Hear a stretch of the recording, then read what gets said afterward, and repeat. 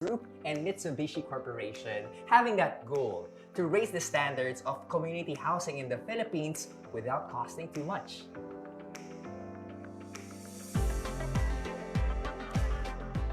Unlike other housing communities, First Park Homes is actually what they call the 4 C's. It's the brand pillars which they follow. It stands for complete, conceptive, connected, and convenient. Oh, complete because their homes are fully finished, which means the walls are painted, you got your complete flooring.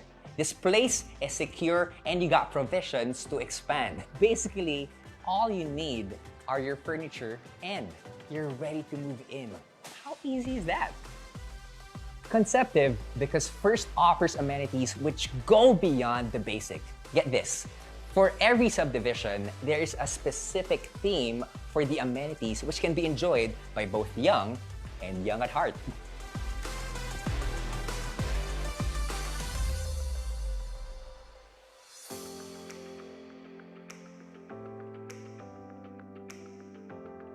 They have amenities that promote the arts, encourage good health, build social development, and strengthen the community. Like for example, in Bulacan, they have these life-sized board games. In Lipa, they have traditional Pinoy games, and they even have an outdoor cinema.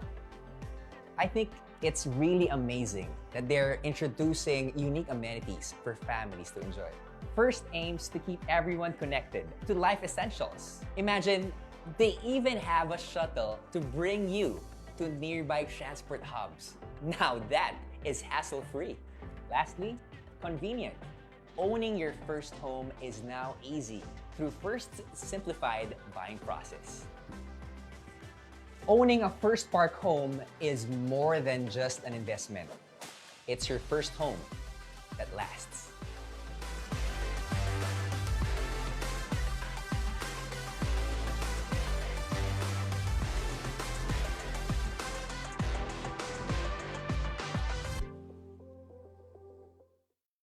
Nagsimula sa isang pangarap. Ako na po, ma'am. Ika'y tutulungang ibahin ang buhay na nakasanayan. Naka 24 months ka na sa May pag-ibig. panghulog na ako sa motor. Uy, bagong motor! Gagawa ng hakbang para mapaghandaan ng forever Ingat ka ha. at harapin ang bukas ng may maaasahan. Simulan mo na ang forever mo ngayon. Fund your forever with Pag-ibig Fund. Register today! Bago ako magmahal ng iba, mamahalin ko muna ang sarili ko. Mag-iipon muna ako ng pag-ibig. Pag-ibig Regular Savings. Earn 25 times more sa contributions mo. Ang contributions mo, ipon mo. Mas malaking contribution, mas malaking ipon. I'm worth it. I deserve pag-ibig.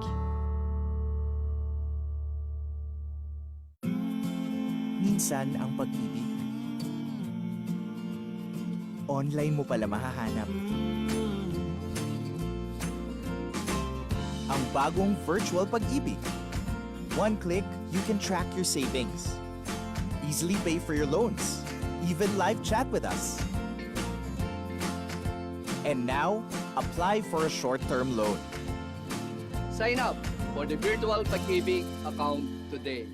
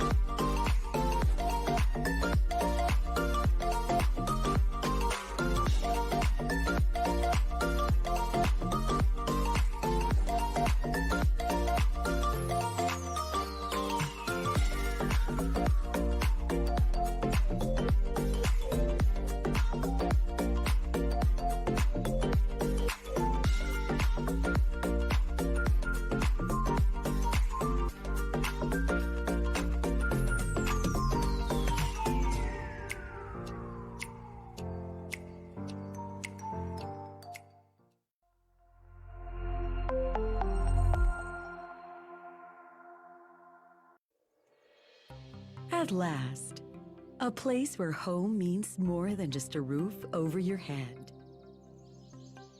Where a tweet means more than letters on the screen. Where a tag means more than just names on a picture. And a share means more because it's done face to face. At last, a place where there is truly more. Just an hour away from Cebu's Central Business District, Amoa is a 60-hectare residential community. Cradled in the beautiful hills and vistas of Tamiao, Compostela. With a collection of villages forming smaller neighborhoods with unbounded spaces. Where your children can grow up free to run around. Explore nature, make friends, and appreciate a life lived in harmony with the places and people around them. At Amoa, there is more to enjoy. With master-planned and life-scale amenities, 3 swimming pools, a clubhouse, basketball court, grand lawn, play area, and many pocket parks. Living areas that foster a strong sense of community. Where your children can experience childhood as it should be. Full of friendships and interactions. Beyond small spaces and virtual screens. At Amoa, there is more to love. Choose from 1-story houses that's perfect for your family, like Aruna and Ananda. For more space, go for our 2-story houses, such as Asta, Asha, and Amita. Come home to Amoa, where life means more.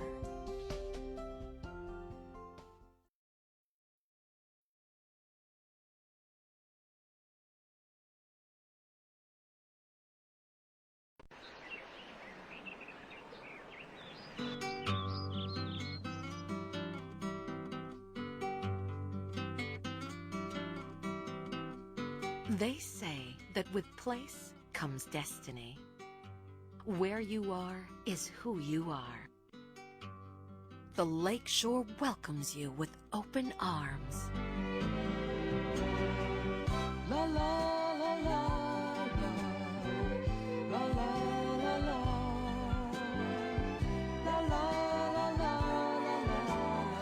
The Lakeshore is one of the few places in Central Luzon where the experiences of daily life are magnified by the sheer drama of the environment.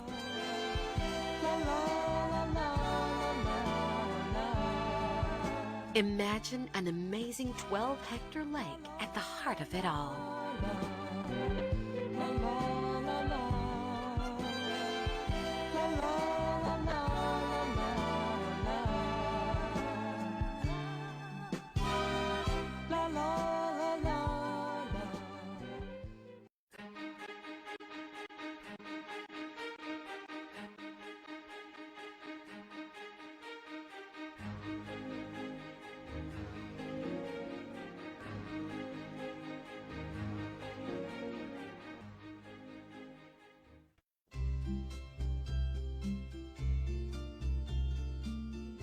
Reignite your passion for living and blaze the way to a bright tomorrow.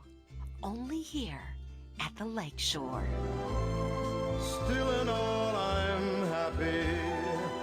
The reason is, you see, once in a while along the way, love's been good to me.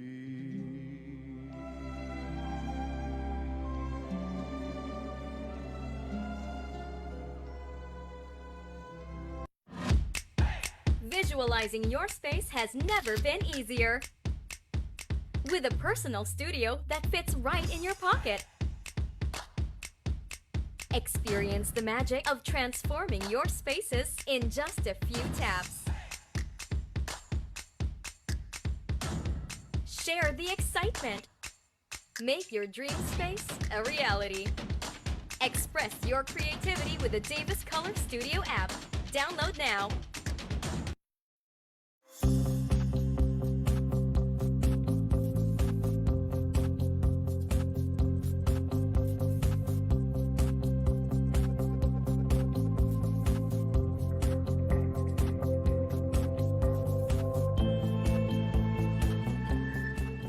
In the summer of 1989, MegaWorld entered the real estate market with the goal to redefine and revolutionize the industry.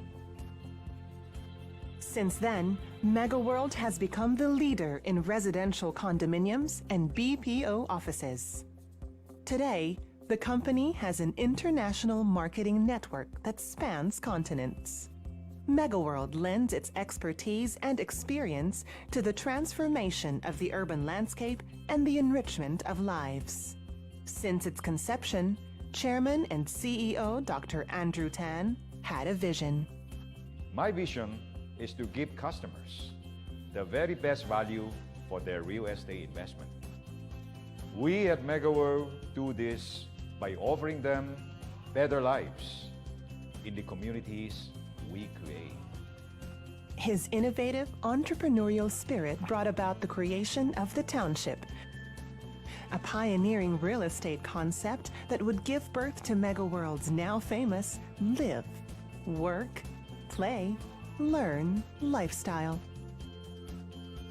MegaWorld Townships offer convenience and luxury in the very best locations. Here, residences, offices, lifestyle malls, theaters, dining destinations, retail shops, wellness centers, and schools converge. Townships spur economic activity, promoting business growth and social vibrancy in the surrounding areas. The Eastwood City Township, launched in 1996, was the first of MegaWorld's many landmark achievements. Now, the cyber city of McKinley Hill in Taguig City and the tourism-oriented Newport City in Pasay City are townships synonymous to complete and integrated living. MegaWorld's reach has also extended to other parts of the metro, where cities are enjoying newfound energy. The Mactan New Town, rising in Cebu, will be the first large-scale township in the Visayas, another real estate milestone made possible by the company. Innovation, convenience, luxury, value. All these are privileges of the live, work, play, learn lifestyle that MegaWorld offers in its master plan developments. MegaWorld, making your world bigger and better. Lysandra comes from the most trusted in the home building industry, Vistaland. Present in more than 40 areas nationwide and growing, Lysandra confidently prides itself as a key player in the real estate industry, ensuring a convenient, safe, and secured life for every Lysandra homeowner. You are surely close to all the progress in each Lysandra affordable house and lot projects. With every homeowner in mind, Lysandra made sure that all its communities exhibit an angat and aliwalas life. The affordable and house and lot offerings, coupled with accessibility and community amenities, guarantee that every Filipino can lead a truly satisfying life. More than building houses and communities nationwide, Lysandra can definitely turn your dream into reality.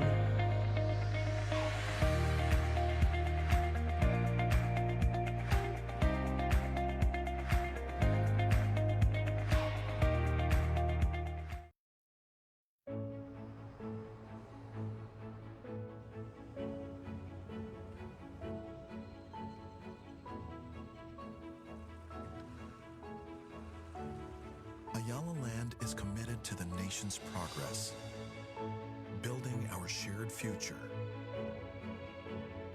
building strong communities that can thrive in the most trying times, creating livelihoods, and caring for people under any circumstance, and continually advancing the principles of sustainable development.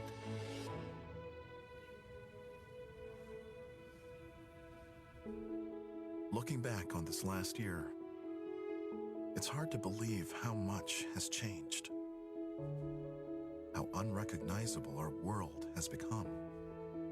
2020 was unlike anything we'd ever experienced, and it transformed our lives in ways we hadn't expected. Yet the many challenges we had to overcome have also given rise to innovative opportunities. While pushing for progress in the midst of a global pandemic, we first ensured that the people who make our work possible,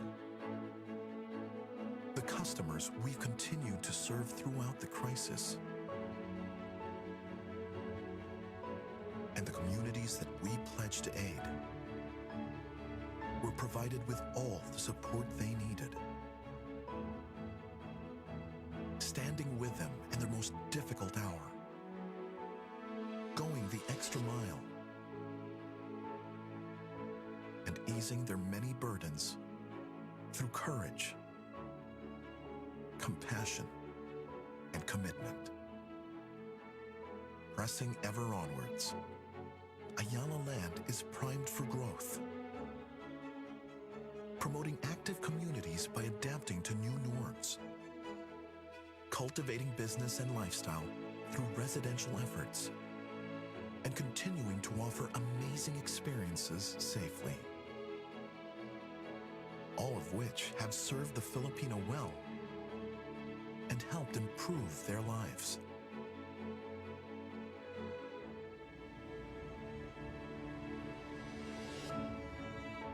Ayala Land continues to spur centers of growth through its diverse offerings.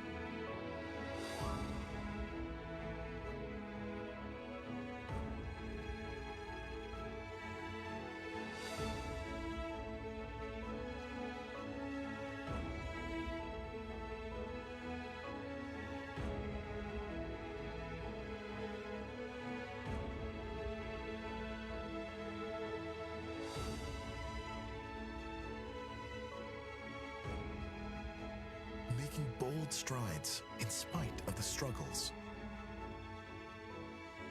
so that our momentum today carries into tomorrow.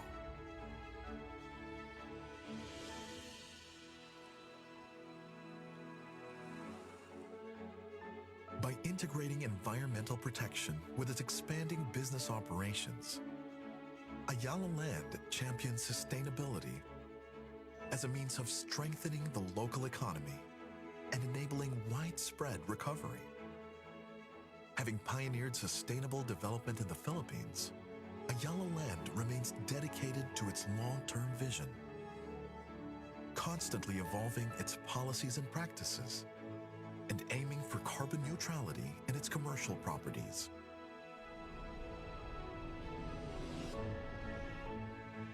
We work to inspire and give back in meaningful ways,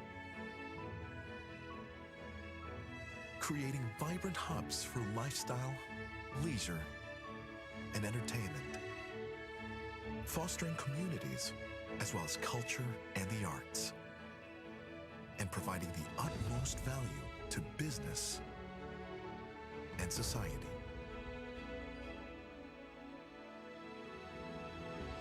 By investing in people and ensuring that our partners prosper, we're able to see our country through each new hurdle and accomplish the incredible together. At Ayala Land, we're building a brighter future for Filipinos.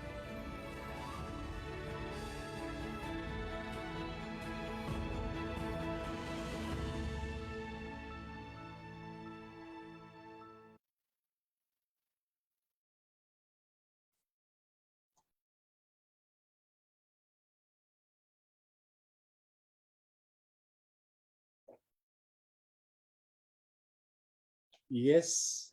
Hello. Good morning, everybody. And you are now watching, of course, the day 3 of the International Housing Fiesta Filipinas, which is actually ongoing virtually. And it is touted as the largest Philippine trade show for real estate, sponsored, of course, by the National Real Estate Association and Department of Human Settlements and Urban Development. I hope that everybody, the guests, the visitors on the floor are actually enjoying watching our IHFF. This is a very rare moment, and it is touted as the first virtual national convention which is featured in this 2021. And of course, it is a day 3, and I hope you will enjoy, you still enjoy watching our live presentations on the Facebook from, of course, 10 o'clock in the morning up to 5 o'clock in the afternoon. And let me recap, of course, this is Mr. Dennis Sumo, your the moderator and, of course, the master of ceremony of this affair, this third day affair of the IHFF. And of course, let me recap, of course, what was happened actually, or what has transpired in the day 2 of our IHFF yesterday. Yesterday, of course, we witnessed several presentations of our sponsors and REA sponsors. In the morning, of course, we, of course, learned a lot as far as the inventories of our respective sponsors are concerned. Among them, of course, are Ayala Land, SMDC, Forest Lake, First Park, and other big developers. Of course, National Real Estate Association is thanking all of these sponsors for sponsoring this very rare event in real estate industry history in 2021. And of course, we featured, of course, several in the seminar in the afternoon. We featured, of course, 3 presentations. And the first presentations was, of course, presented to us by the Honorable Pilar Torres Banaag of the PRB-RES, and she actually enlightened us on the current and next steps on professionalizing real estate service.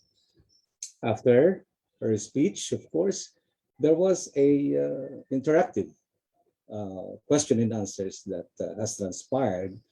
And I think the audience yesterday was so satisfied as far as the answers of the Honorable Pilar Banaag are concerned. Professionalizing is actually, well, it's a priority of the industry, especially of course, the Professional Regulation Commission, and specifically, of course, on the regulations of the real estate practice in the Philippines. And the next presentation was, of course, was presented by, of course, representative of architect Abelardo Tolentino Jr., of course, which is, of course, who is the president and CEO of IDEA Philippines. And Ms. Joy has presented, of course, the visions of new design for housing and communities. The presentation of Architect Joy in behalf, of course, of the pre-recorded presentation of architect Abelardo Tolentino is somewhat very inspiring, and at the same time, it's very timely for us, of course, not only professionalizing the industry, but of course, maintaining a good, let's say, standard of practice as far as construction and architecture concerned here in the Philippines. So through the reactions and comments of our panelists, we were, of course, enlightened on the several aspects of these, what we call visions of the new design for housing and communities. And the last topic, of course, was presented yesterday also. And on the third presentation in the afternoon, that was something to do with the engineering, the new built structures. It was presented, of course, pre-recorded by Engineer Juanito Cunanan, the president of the Association of Structural Engineers of the Philippines. Engineer Cunanan has presented, of course, a very, let's say, interesting topic on building construction, especially on the structural merit of this. And Engineer Cunanan, of course, had, given us several tips on how are we going to construct our respective buildings as far as our projects are concerned, as realtors and developers, on how to do it actually diligently, of course, professionally. Like for example, that he said that it is we have to follow the standard practice, or the standard design as far as building is concerned, or following the provisions, of course, of the National Building Code of the Philippines. And we have to hire professional engineers, especially structural engineers, in doing our projects. So those three, of course, they too, of course, had give us the day two presentations, gave us, of course, on the technical aspects of building constructions.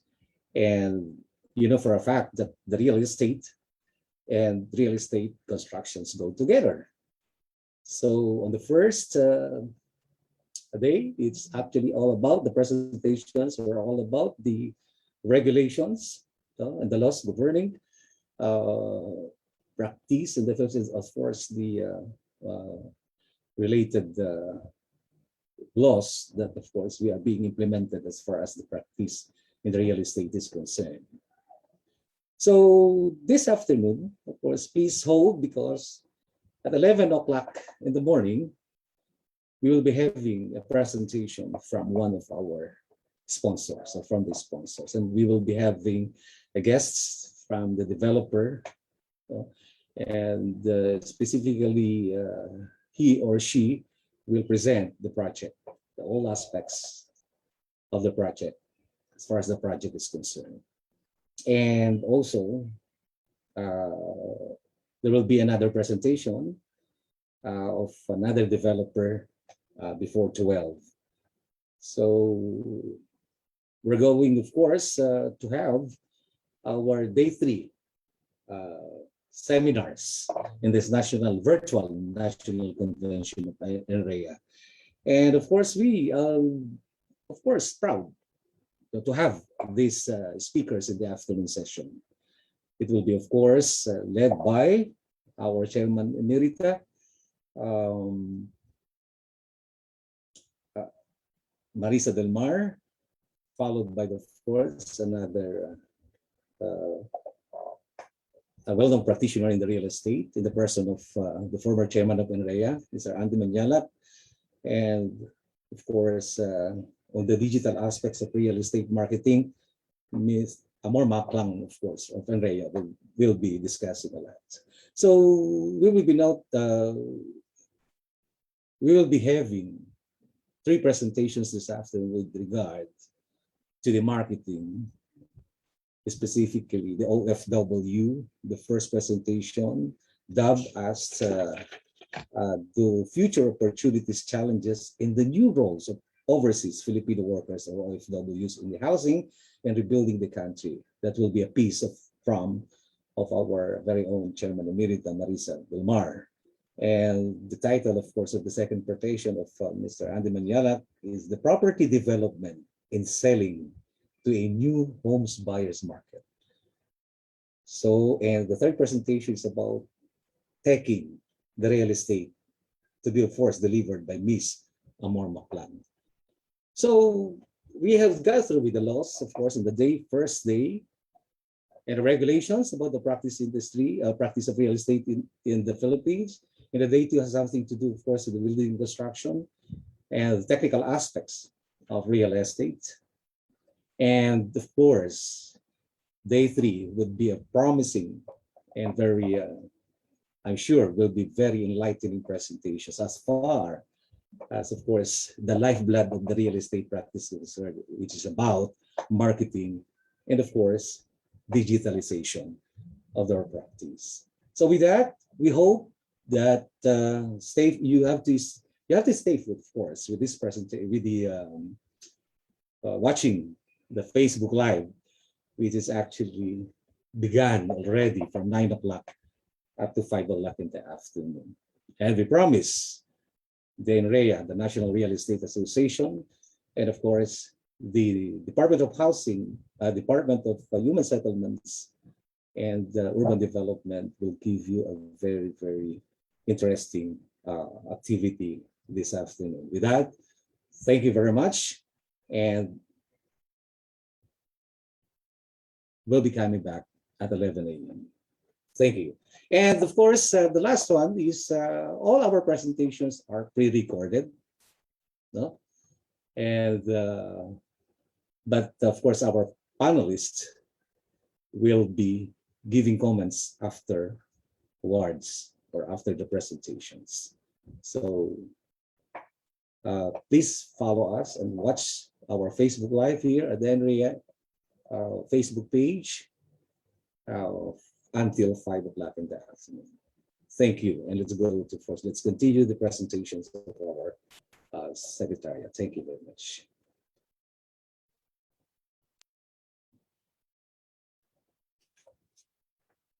Our next speaker is a graduate of Harvard, University of the Philippines, University of Santo Tomas, and the Christ the King Seminary. He is founder, principal architect of Palafox Associates and Palafox Architecture Group, Inc. He led and managed his firm to be the first Filipino firm in the top 500, 300, 200, and the first Southeast Asian firm in the top 100 architects of the world by the World Architecture Magazine of London.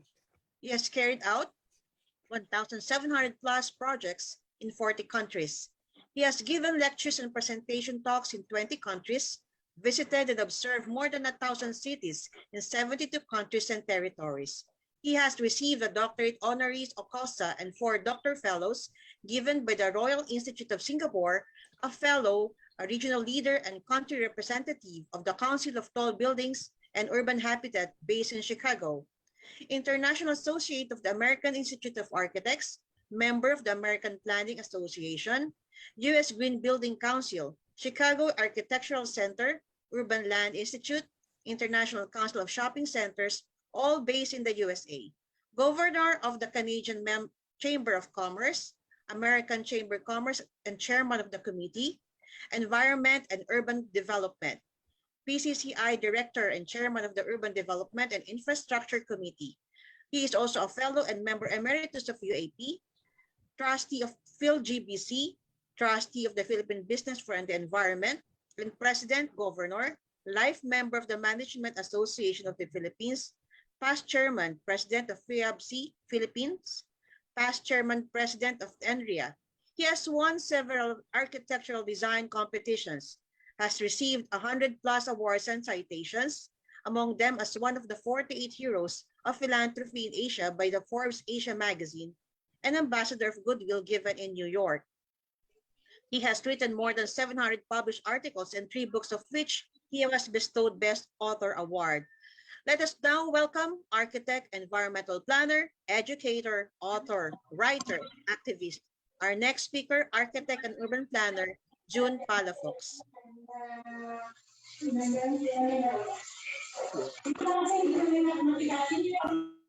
Yeah, thank you very much, Architect Sol Flores Prado, one of the best architects and environment planners who have worked with us at Palafox. And thank you so much for the generous and kind introduction. Thank you again for having me here, fellow Enrians. And I have to talk fast because I decided to present 5 projects in 3D animation. And if there's time, also a PowerPoint. So I'll try to fit them in 30 minutes. Thank you very much. So the title of my talk is Future Cities, Replanning, Redesigning. Clark Aerotropolis, some of you may have seen this. We won the master planning of Clark Airport Ridden City, Smart City, twice already, 2009 and 2017 updated. Aerotropolis is the main gateway is the airport.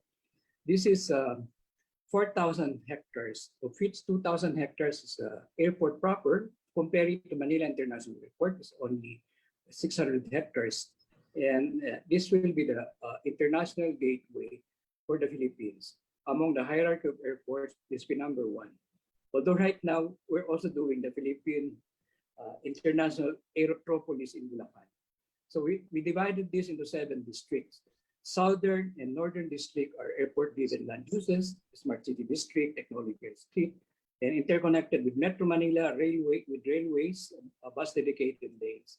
And within the site, it's walkable, bikeable, a 15-minute city. Because it's a mixed-use development, all your destination is about 15 minutes from where you live. So integrating again the place to live, work, shop and dine, learn, and maybe even worship. And we also put forward architectural typologies. Hopefully, even if we'll not be the architects, it will be like architectural code, just like what I work in Dubai in 1977. Beyond the building code is an architectural code. So this is the northern gateway, and you can do the rooftops, green gardens or solar roof with light rail transit or monorail. So you have the many alternatives and transportation: walking, biking, public transit. So everything will be accessible 15 minutes walking, biking, and public transit. And this is the Clark International Airport, and there are other consultants here, but we had to integrate it within the urban context of Clark Aerotropolis Smart City. You can see in here, we will not be allowing solid walls. The security by design that I learned in the Harvard Graduate Design, criminals are scared of more eyes in the street. This was done before the pandemic, and we already some sort of anticipated that the open spaces, parks and playgrounds are the lungs of the cities. Unfortunately, in Metro Manila, as our population grows, parks and open spaces are being sold. Elsewhere in the world, as the population grows, parks and open spaces increase. Even the industrial district, so mixed development, as long as the land uses are compatible, so they will also have place to live, work, shop and dine. Clark is a river, so we had proposed a riverfront development and the Dolores River. And again, lands and open spaces, urban design. Urban design is anything outside the window. So architecture are the buildings, urban planning is a larger context. The smart technological business park. And you can see the lush greenery. Very walkable, bikeable, lots of landscaping. And these parks and open spaces will connect the buildings instead of walling them off. Stutzenberg Central Park and Civic Center. Stutzenberg was the original name of Clark. And Civic Center, the former parade grounds of Clark, Central Park and Civic Center, just like Central Park in New York. So this was a parade ground. We were the Civic Center, and we're also maintaining the heritage homes and the taller buildings behind them.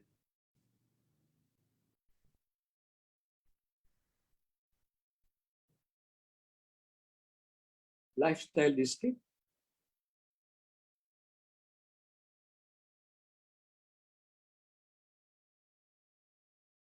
In my lectures now and webinars, restaurants will be 30% kitchen, 20% enclosed, 50% al fresco dining. So you don't spread the disease. Both courses, we designed one of them for the Koreans.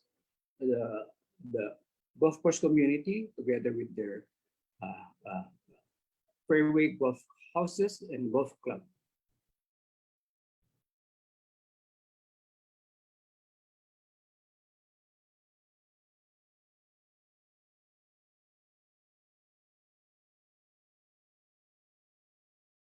There's the leisure district.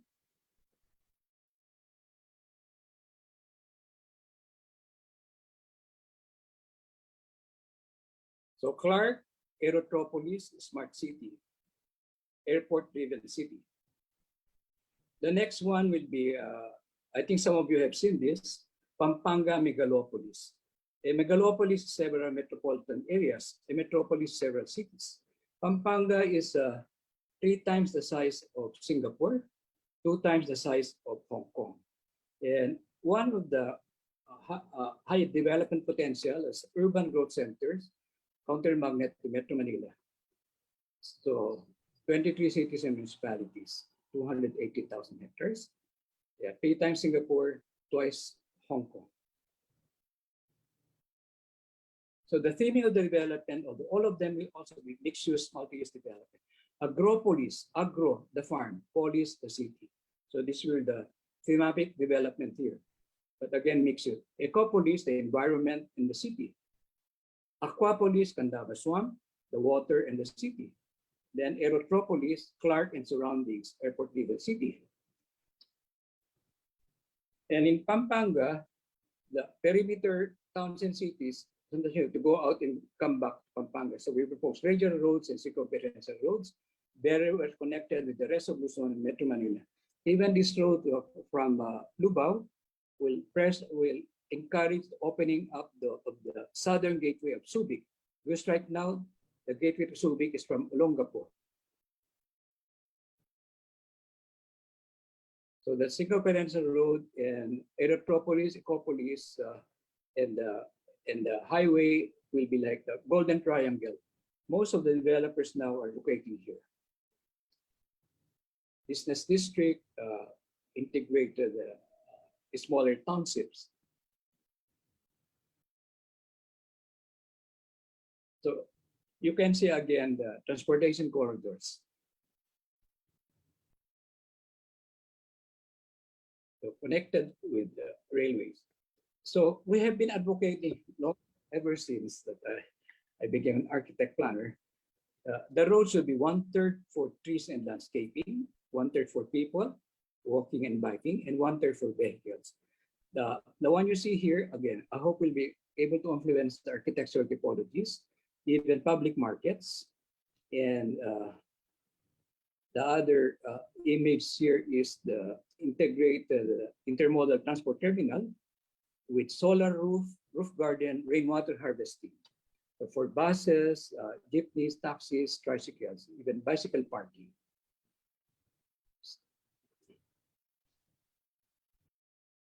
So solar roof garden, rainwater harvesting. And we hope they will have more articulated buses. So there should be more passengers per lane per hour instead of so many cars per lane per hour. Even the bus dedicated lanes will be in the inner, so they don't interrupt so much with the curbs and sidewalks, with the skywalks above them. Again, the 1/3, 1/3, 1/3 formula. That trees and landscaping, pedestrians, bicycles, then the moving traffic vehicles.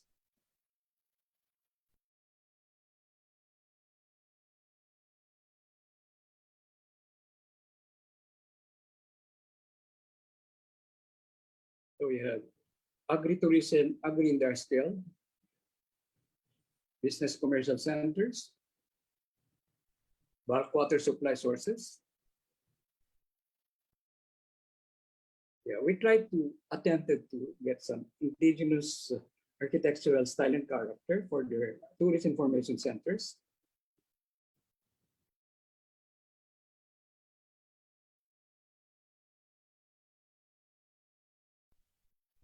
Pampanga River. This used to be navigable during the Spanish times. So rehabilitation of Pampanga River dredge it, make it navigable, and let the buildings face the river, the waterfront. So that's Pampanga Megalopolis for a province.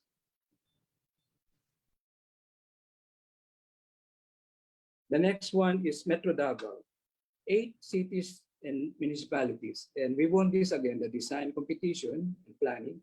And the client here is the Mindanao, MINDA, Mindanao Development Authority. There are 6 kinds of infrastructure. Progressive infrastructure, international airports, international seaports, international schools, hospitals, and so on. So we created a big gateway for Davao and changed the paradigm of Mindanao as back door to the Philippines to the front door to the Philippines. So 3 LGUs now are competing for the location of the international airport we proposed. So the taller buildings should not be inside the built-up areas, congesting them. They should be a perimeter, just like in Paris. The downtown Paris is more the traditional classic buildings. The tall buildings in La Défense, just outside Paris, take advantage of the amenity value of the waterfront, promenading, linear parks, boardwalk. So the international port, Davao Gulf is deeper than the Manila International Airport, and they have opportunity to make it as the largest seaport in our country, because the Celebes Sea is now becoming a very important navigational route, and Davao Gulf is like welcome arms. Celebes Sea interconnecting West Philippine Sea, South China Sea, and Pacific Ocean. Lots again of open spaces. Hopefully, cruise tourism will come back. Marinas, ferry ports.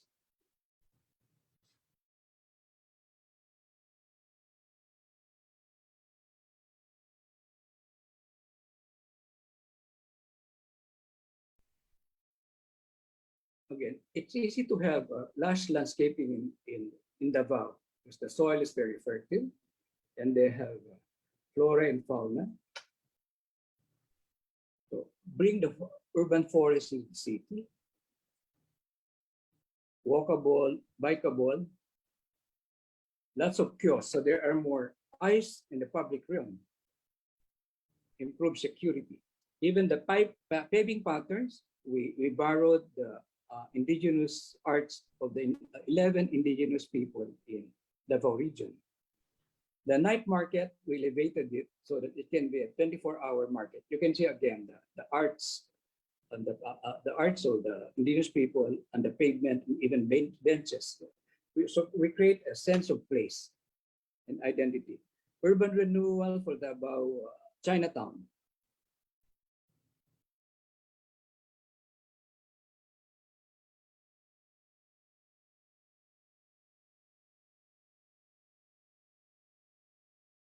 Again, the theme really is walking, biking. Intermodal transit terminal. So again, we attempted to have the architectural typology of Mindanao. This will be interconnected with the Mindanao Railway. So buses, jeepneys with the Mindanao Railway.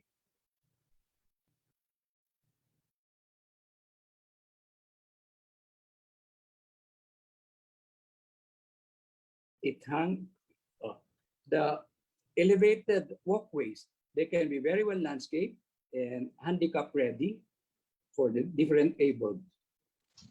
And I hope they will, bridges here are designed by contractors and engineers with all due respect. So we propose an architecturally designed bridge with like the wings of an eagle about to fly. And again, the patterns of art in Mindanao. The viewing decks, bicycle lanes, walkable.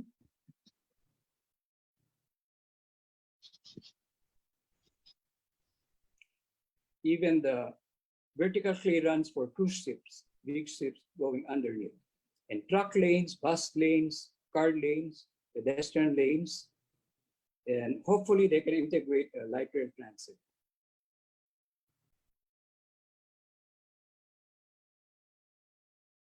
Planting strip, and so on.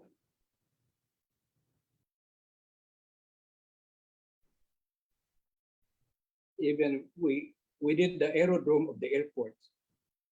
So this is like a wings of an eagle about to fly with the Mindanao arts and style and character.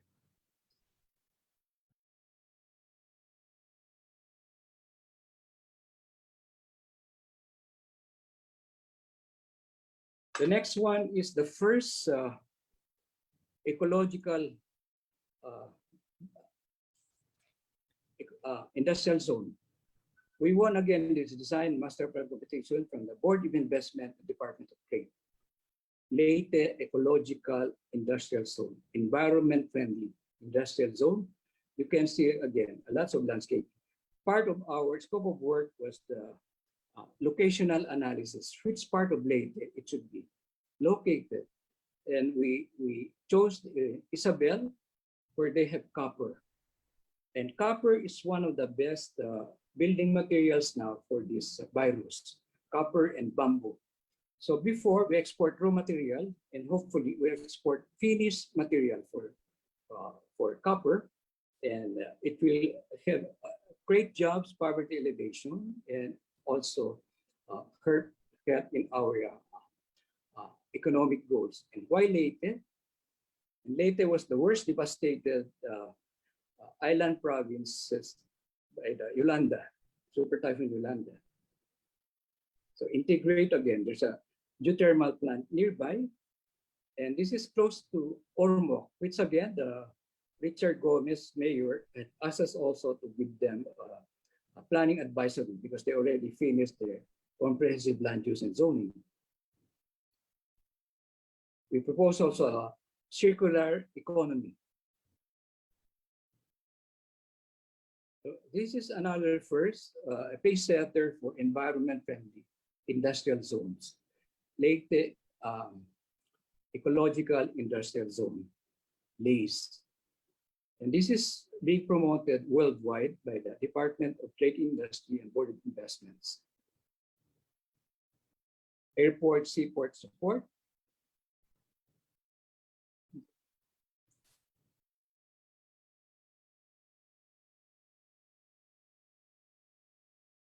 Isabel Leyte and Merida, 2 LGUs close to Ormoc.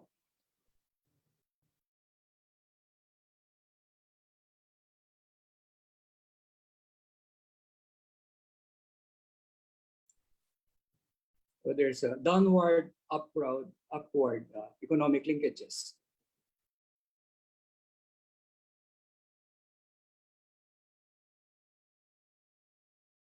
Byproducts are also identified by products of copper. So you can see like an industrial park in a forest or an urban forest inside the industrial park, industrial zone. Again, clean energy, solar roof, rainwater harvesting.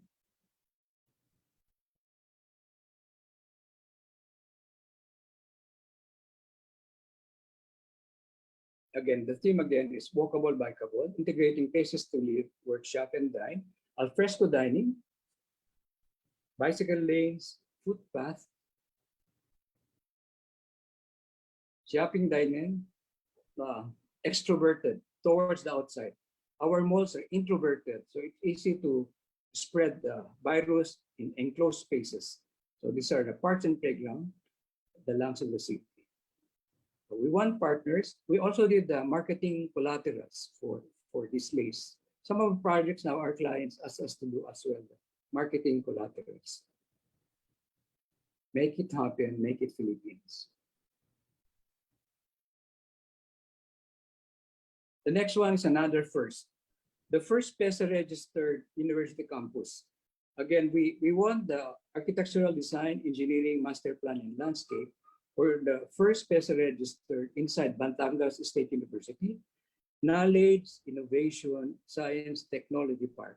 And the architecture of the knowledge building, innovation building, science building, technology building, the convention center building, and the hotel for the investors.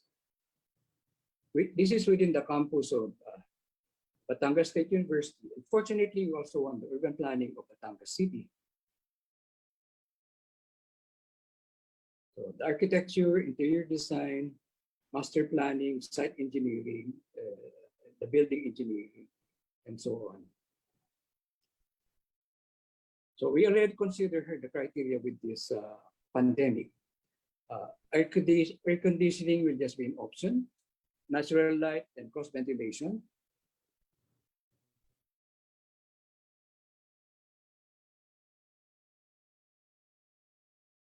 Even the environmental graphics and wayfinding, the signages, we designed them. So it's an integrated team. His part, knowledge, innovation, science, technology part.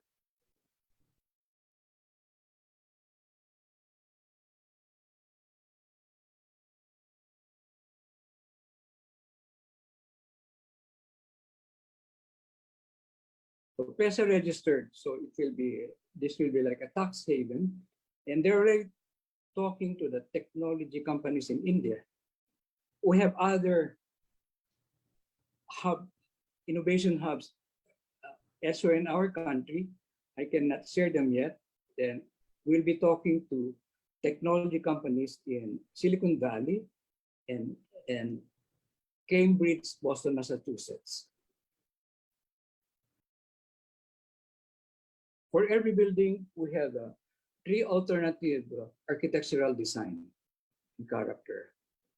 And together with the clients, the university president and the board of regents, we had a lot of consultation with them. You can see this hotel, lots of balconies, natural light, ventilation, cross ventilation. So that air conditioning will just be an option. The Kisswater Park is not just a landscape feature, but a rainwater harvesting, a fish pond, and also for emergencies like fire. So you always have water available to fight emergencies like fire. Even it's not here, the elevated water tank, we also design it architecturally with viewing decks.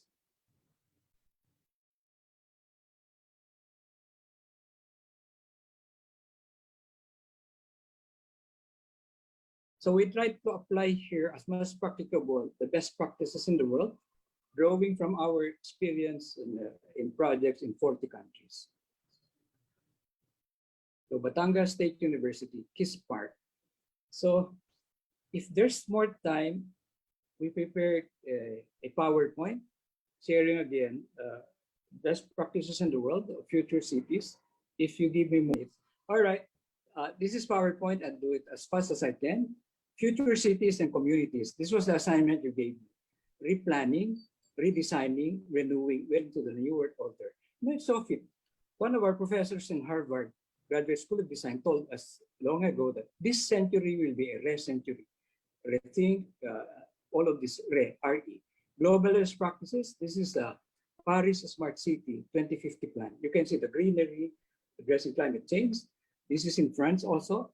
Arbor, it, biophilic building, agriculture, urban landscape.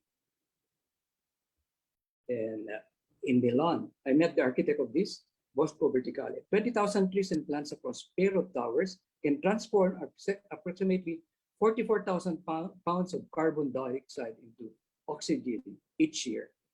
Next slide. This is 100% open space in Singapore.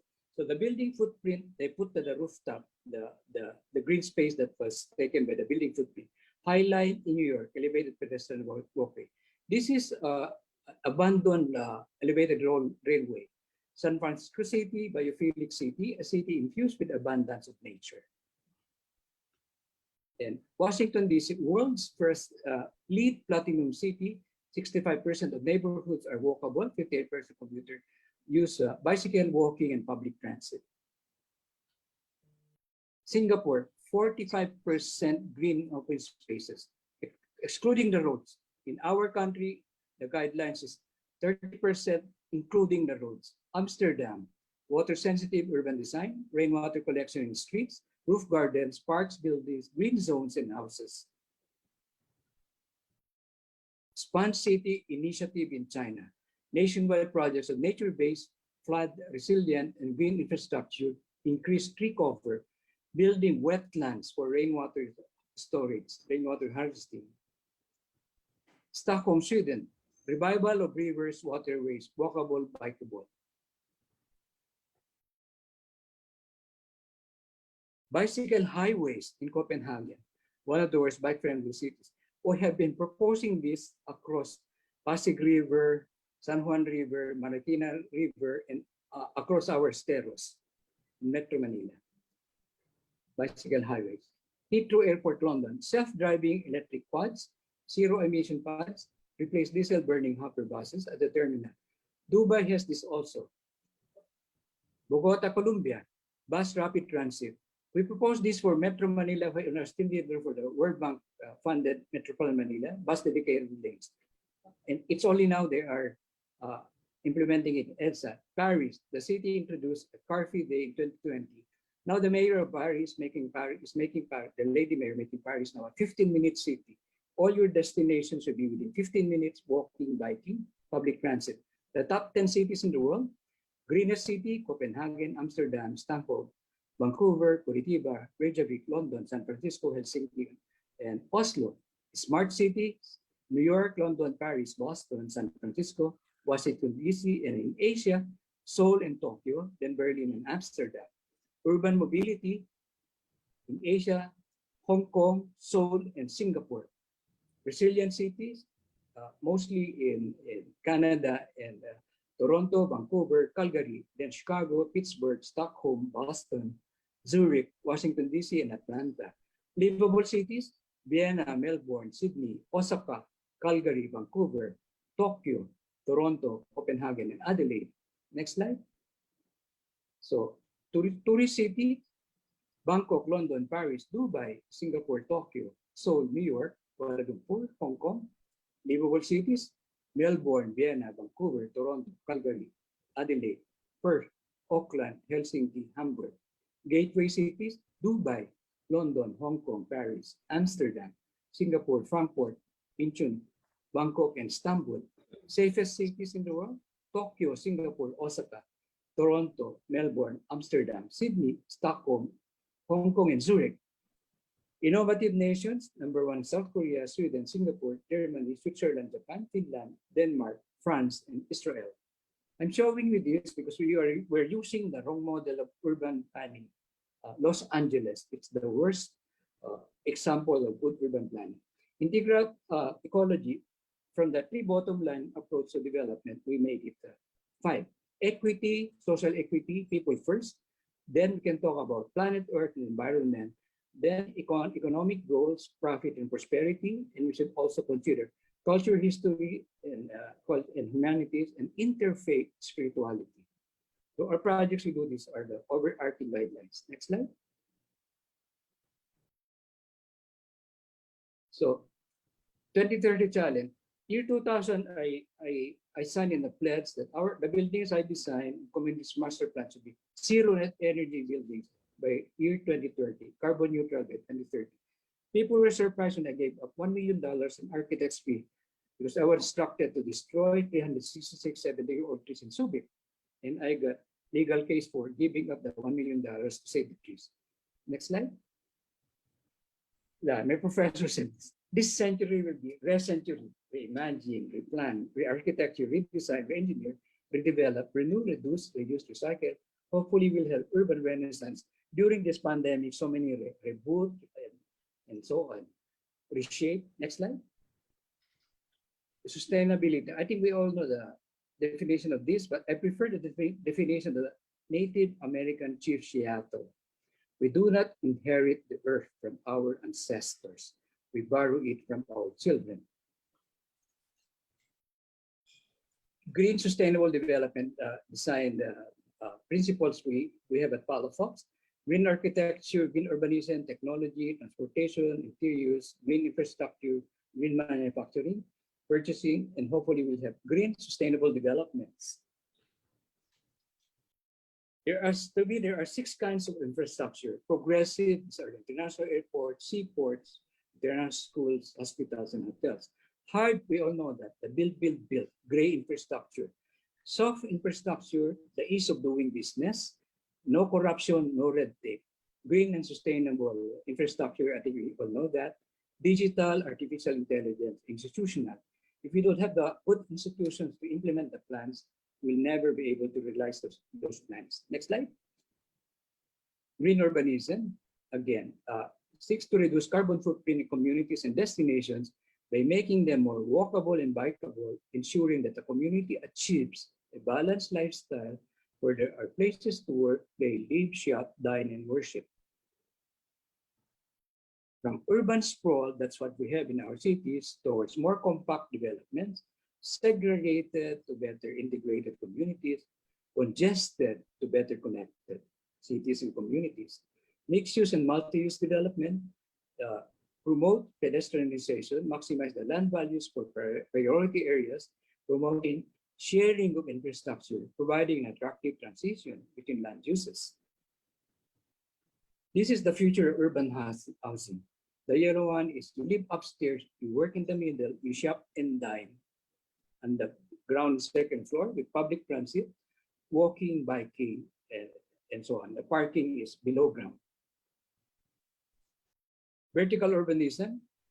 People who live in compact cities also tend to live longer, about 3 years longer than people who live in less compact cities. Metro density, Hong Kong, I think that people there live 3 to 5 years longer than Los Angeles, car-oriented. Hong Kong is 71% open space because they are a vertical city, vertical urbanism.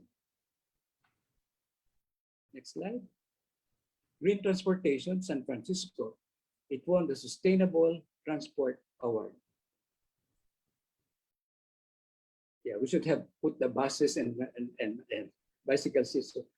Those with less wheels should have more in roads. The pedestrians, the bicycles, and also, of course, the trees and landscape. It takes about 10 trees to recover the oxygen out of the carbon monoxide per car. Next slide. So pedestrian first, then bicycles and public transit.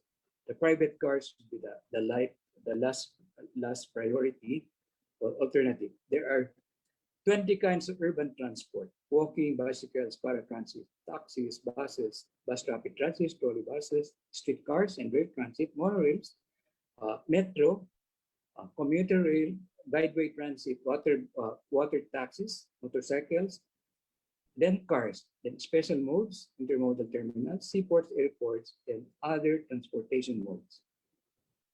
Next slide. Green architecture, development that seeks to build in accordance with the present condition of the site and deals with how structures can further relate to the natural environment and man-made development.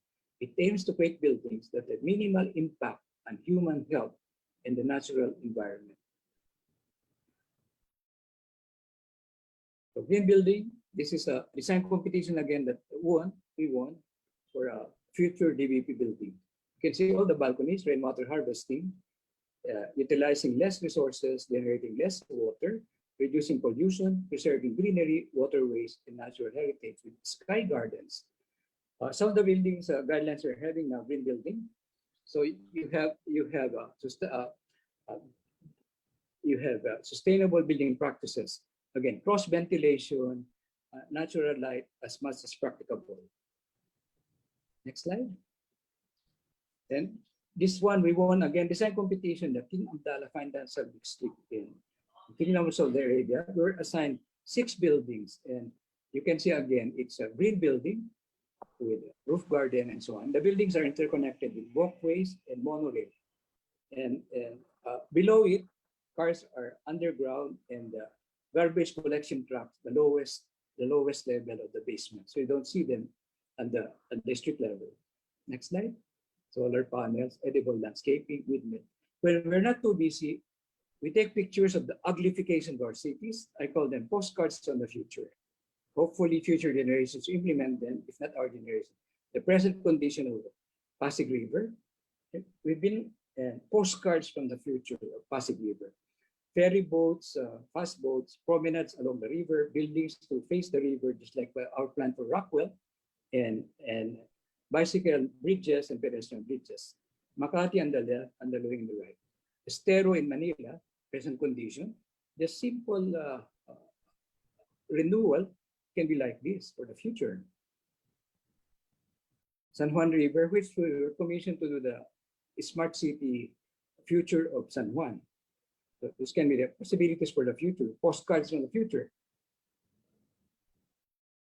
San Juan River again. And I was asked to present this in Berlin, Germany as a smart city of the future, the plans from what it is today. So Estero, and improve the Estero with green architecture for urban poor, promenades and clean. And this is being followed now. North Harbor housing, you can do simple urban renewal, bring down the walls or landscape them. Next slide. And San Pedro Laguna, one of the many cities that we were fortunate to do some project. Also, now we're doing the museum and library architecture for San Pedro. Walkable, bikeable, more landscaping. Ilocos Norte, this is the second time we're updating the tourism master plan for Ilocos Norte. So the present condition above and below is this Kapurpuran or white rock. It was not accessible, so we put boardwalk, so even in a wheelchair, you can access the Kapurpuran white rocks. Next slide. And Boracay, the uglification of Boracay. We've done the plans in Boracay for the European Economic Community in 1991, so we were paid by European taxpayers. 2006 again, we did it. And just before it, Boracay was close to be rehabilitated. We were hired again. So this is the arrival in Resort Island. So we can just simple improvements, remove the ugliness of the signages. Boracay doesn't look like a resort island. It can be like this, walkable, bikeable, lots of landscaping, and open up to the seafront. Boracay today, the inner road, and this road in the future. Electric vehicles, bicycles, walking, jogging. Yeah, the future also. One mistake in our islands is they put concrete and the fine sand. When you put concrete and fine sand, it becomes mud. So even the boardwalk should be elevated. So there's continuous air cycle at night and in the morning. It took thousands of years to have this very fine sand. Again, Boracay, pedestrian walkways and bicycle lanes. San Vicente, Palawan. We have challenges talking to landowners to set back their buildings by 50 meters because most Pacific Island nations, they set back by 150 foot from the high water mark of 50 meters. Because we studied it, if there is a storm surge, it will take 4 meters high. So even we sort of did the parallel code here, no livable spaces below 4 meters. And we were cited in London as one of by the Royal Town Planning Institute of the UK, one of the top 8 best master plan projects in the whole world. When we started this, 300 pesos per square meter. After we won the award, no infrastructure yet, it went to 12,000 pesos per square meter. Maybe with this pandemic, it went down. Airport and business center somewhere in Palawan. We were challenged to do a 7-star resort island, wellness and spa. We don't just protect the environment, we enhance it. Plant more mangroves and coconut mansions for the 7-star resort island. In southern Palawan, indigenous materials, artisan village for the indigenous people, open restaurants. And again, I think we had that already. Pampanga River, next slide. Next slide. Yeah, we had been proposing for the longest time, elevated walkways, bicycle lanes, the whole 27 kilometers of EDSA, because we cannot put sidewalks and bicycle lanes anymore along EDSA. And bus dedicated lanes, now they're implementing it along EDSA. Again, abundant green open spaces for Clark. We showed this earlier. Next slide. Yeah, abundant green also in Clark, Freeport Zone, Smart City, Airport Driven City. Metro Davao, we saw it already. Next slide. Next slide. Yeah, again, the outdoor dining, alfresco dining. Next slide. Coastal Promenade. This is a project we did in Monterey. You can see now the restaurants and dining and retail facing the pedestrian street.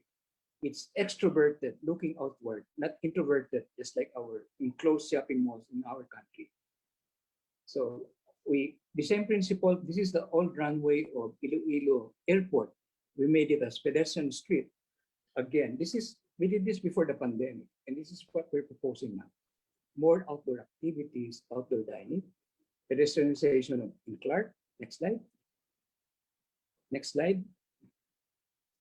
This is inspires me. Daniel Burnham. He planned Manila in 1905, Chicago and Baguio 1909.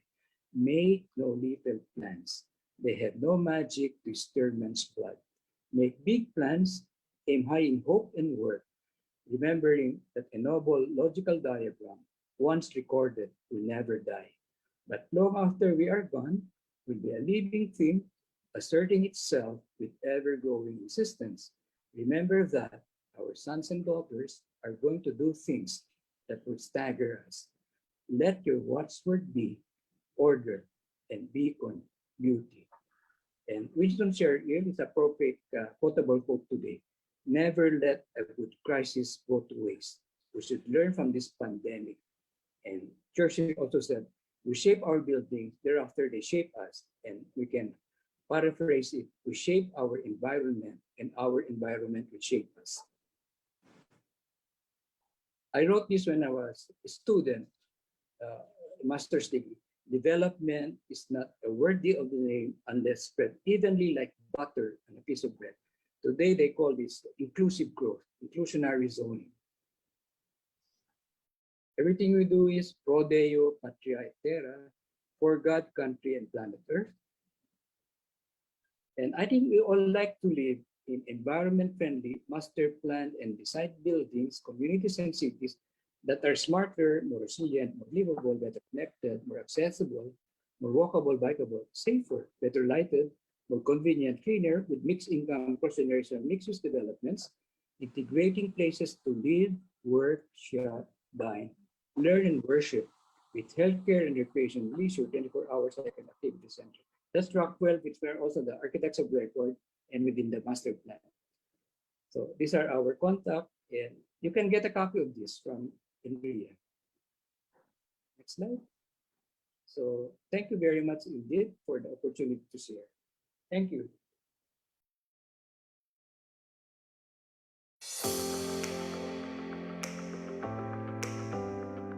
First Park Homes was formed from the partnership between Century Properties Group and Mitsubishi Corporation, having that goal to raise the standards of community housing in the Philippines without costing too much.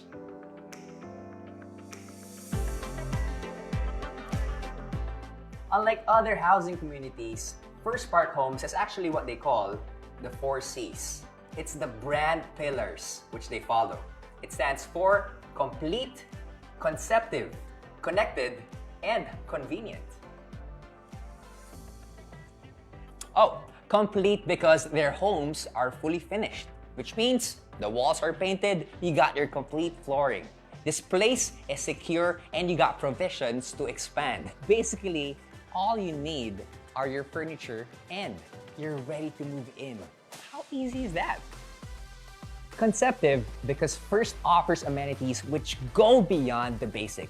Get this, for every subdivision, there is a specific theme for the amenities which can be enjoyed by both young and young at heart.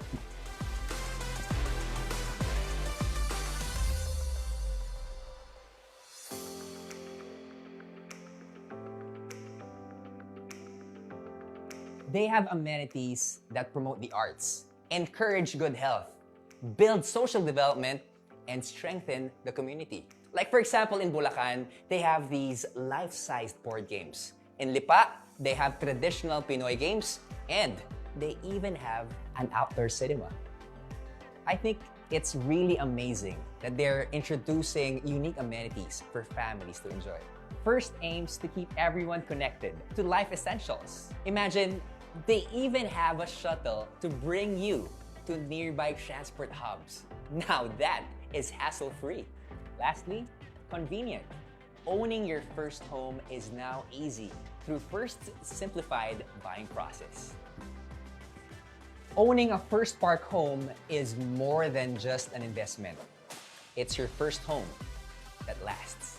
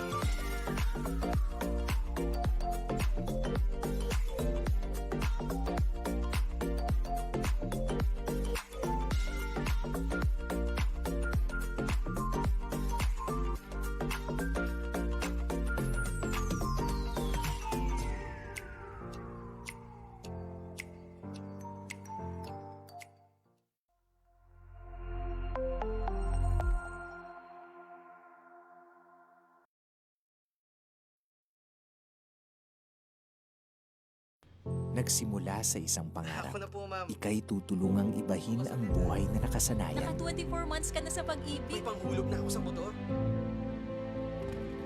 Uy, bagong motor! Gagawa ng hakbang para mapaghandaan ng forever. Ingat ka ha.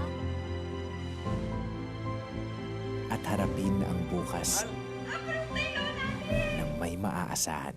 Simulan mo na ang forever mo ngayon. Fund your forever with Pag-ibig Fund. Register today. Bago ako magmahal ng iba, mamahalin ko muna ang sarili ko. Mag-iipon muna ako ng pag-ibig. Pag-ibig Regular Savings. Earn 25 times more sa contributions mo. Ang contributions mo, ipon mo. Mas malaking contribution, mas malaking ipon. I'm worth it. I deserve pag-ibig.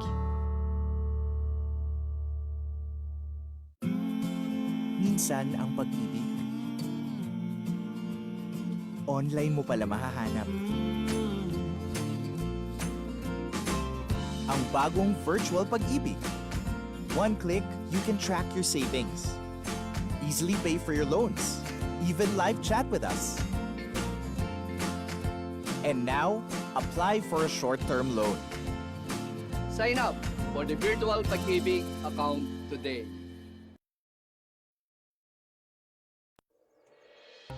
At last, a place where home means more than just a roof over your head.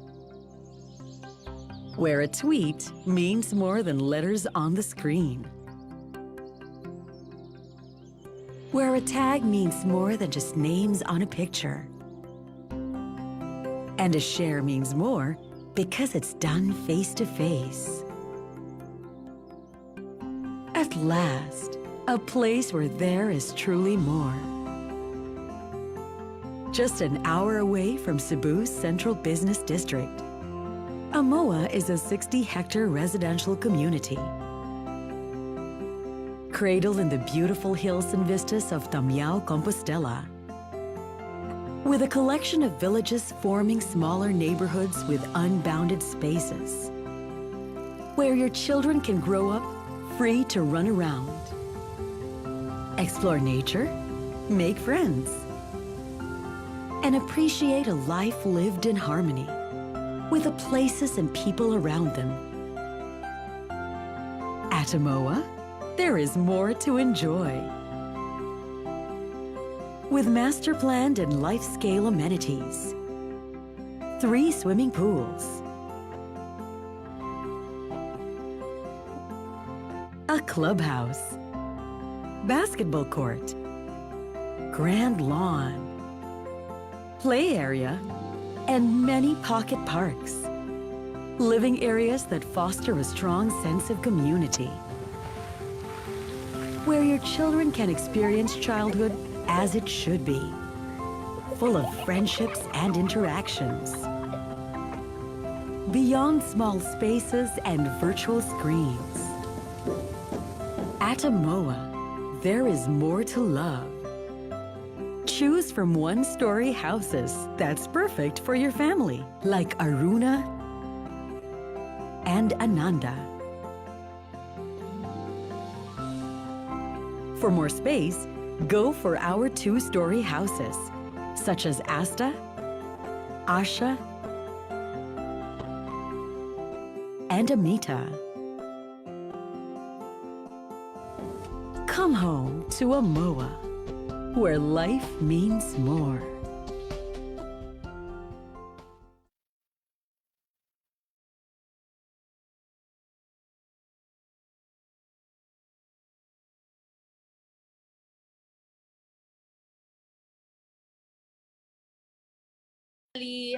Present in the office of our LRA Administrator Renato Bermejo in his office. I was with our chairman, Benny Cabrieto, and I was so happy because when we entered the conference room, it was really full of the consultants, the register of deeds, and advisors of our LRA Administrator, Nat. Nat, we call him because for friends like us, and we were able to say, wow, Chairman Benny, they are ready for our queries and our complaints if ever we will bombard them. But lo and behold, I am just me and Chairman Benny Cabrieto because we thought it's pandemic and it would not be advisable for us to be going in group for our NRA advisors. So then Attorney Bermejo told us, we are ready. And we're very happy because it lasted for almost 3 hours. We talked a lot of issues regarding real estate and housing, on the segue on the political issue, but we are giving our full support to LRA for the information dissemination and for the important projects and activities of the LRA. Without further ado, let us welcome the Administrator of the Land Registration Authority, Attorney Renato Bermejo. Take it away, Nat. Hi. Thank you po, Miss Alma Sara, Ma'am Marisa Del Mar for very kind introduction. I would be presenting today our updates on the program about. Okay. Actually, I would be just be introducing the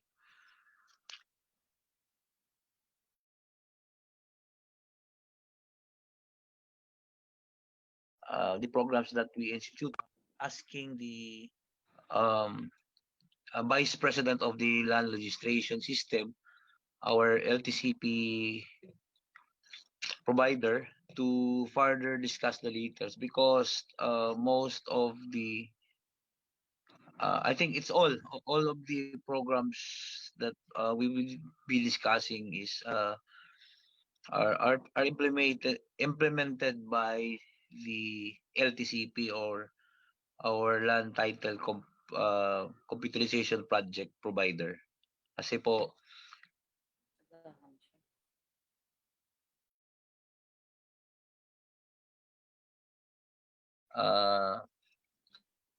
considering that sensya na kayo kasi may sa call ko ma-off yung anyway I'm using the mobile data so this would be through the computerization so actually I would be discussing around 9 priority projects of the LRA and the 2, 3, 4, 5, 6, 7, 8, 9 programs were undertaken during our watch. So the lots is number 1 is the LOTS, number 2 TPN, number 3 is Servicio Portal, number 4 CLRP, number 5 PPSR, number 6 no RO CTCs for C titles, number 7 title preview notice, number 8 transaction ready program, number 9 system linkage with DNR and LMB. Itong nauna, itong lots is this allows the client to get updated status of the transactions without going to the RD. Actually, nasa ano po to sa website. Pwede kasi yung transaction natin nagsisimula sa entry, tapos encoding, examination, approval, and yung printing, yung uploading and printing. This was initiated was fully implemented rather on March 16, 2011. Malalaman mo lang dito kung saan na yung transaction mo. Nasa entry pa ba or nasa examination level. And then the second one is the transaction preview notice. This one, this prevents errors and rework by allowing clients to have a preview of their title information through the TPN. Ang system dito is the system dito is excuse me. Malalaman mo yung transaction mo. Para bang meron kayong a sort of agreement sa isang register of deeds. Ipapakita muna sa inyo ano yung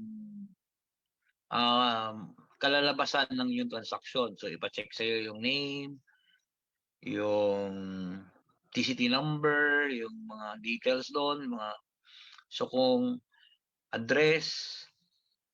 So kung meron kayong nakitang mali, so pwede niyong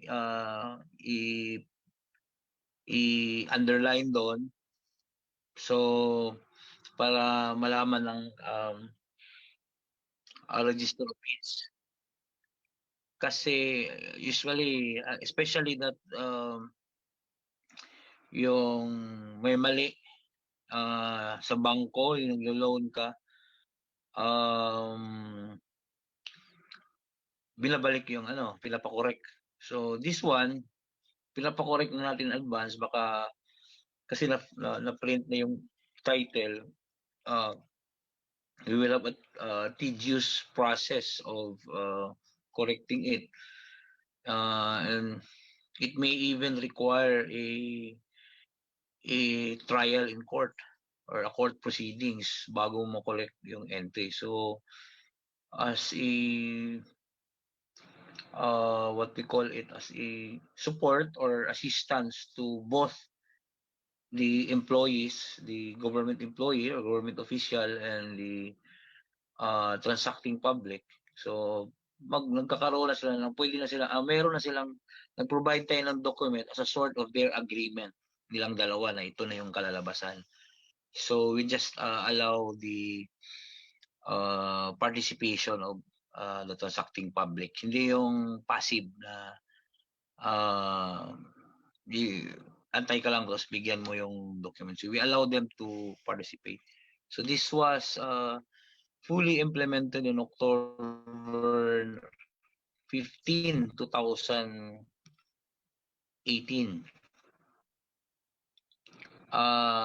Next is yung e-servicio portal.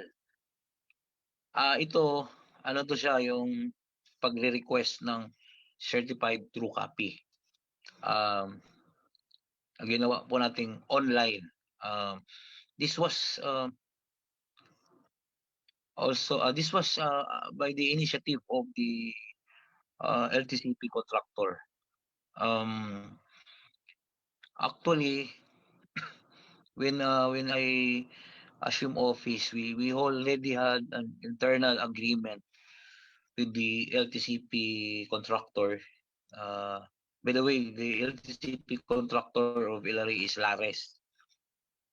Land Registration System, yun po ang pangalan ng corporation ng LTCP contractor. But as a generic term, we call them LTCP contractor, LTCP provider. We already had an agreement na as a support to President Duterte for the duration of the time of PRD. The LTCP contractor will not increase their IT fees.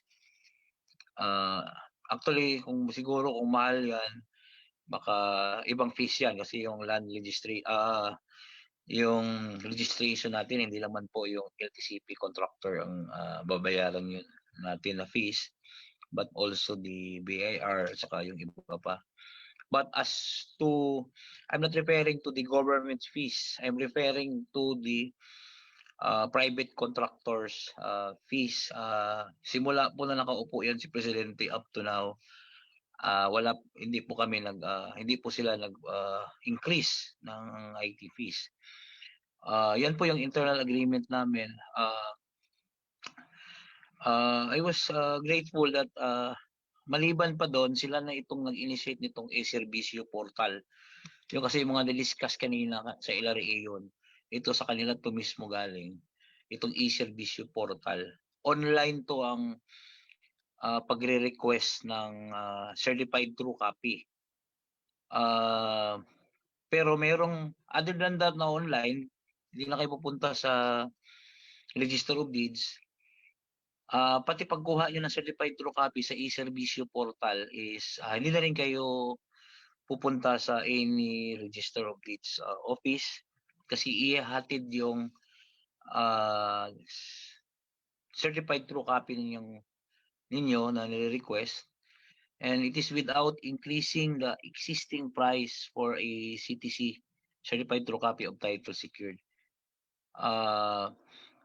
The LRA offers the additional services in the e-servicio portal at no additional cost to the public and the government. So ito po yung nadagdag na yung in connection sa napag-usapan namin na hindi tayo mag-increase ng ITPs.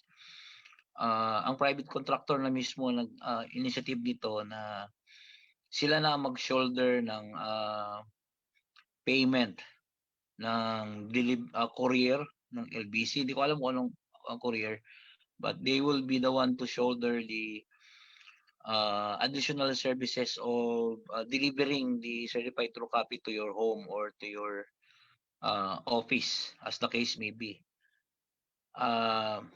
It will not be shouldered by you, or it will not be shouldered by us, the public, and it will not also be shouldered by the government.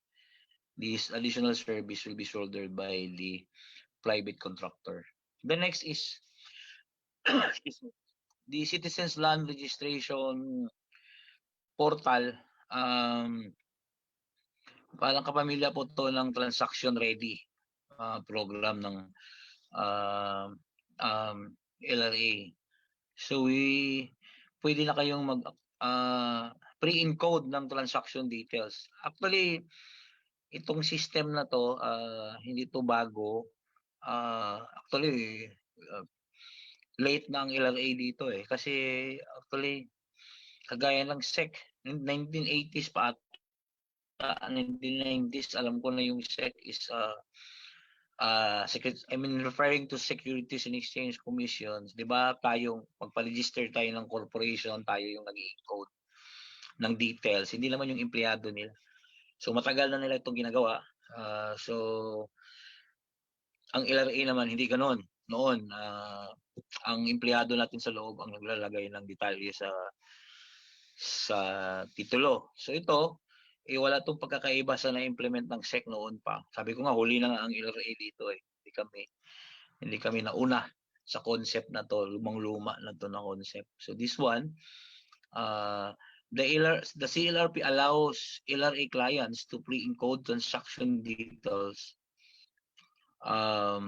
Dinagdag lang namin doon sa SEC dito ngayon kasi noon wala pa namang hindi pa masyado advanced yung computerization. We allow uploading supporting documents. So, transaction ready program kasali siya kasi hindi pa natatapos yung transaction kaya nire-ready mo na yung transaction, yung nasa bahay ka pa lang o nasa office. Gumagawa ka na lang ng data mo para pagdating mo sa RD, i-ano na lang yung data, i-transfer na lang, i-transport, yun ang term ng mga IT dyan.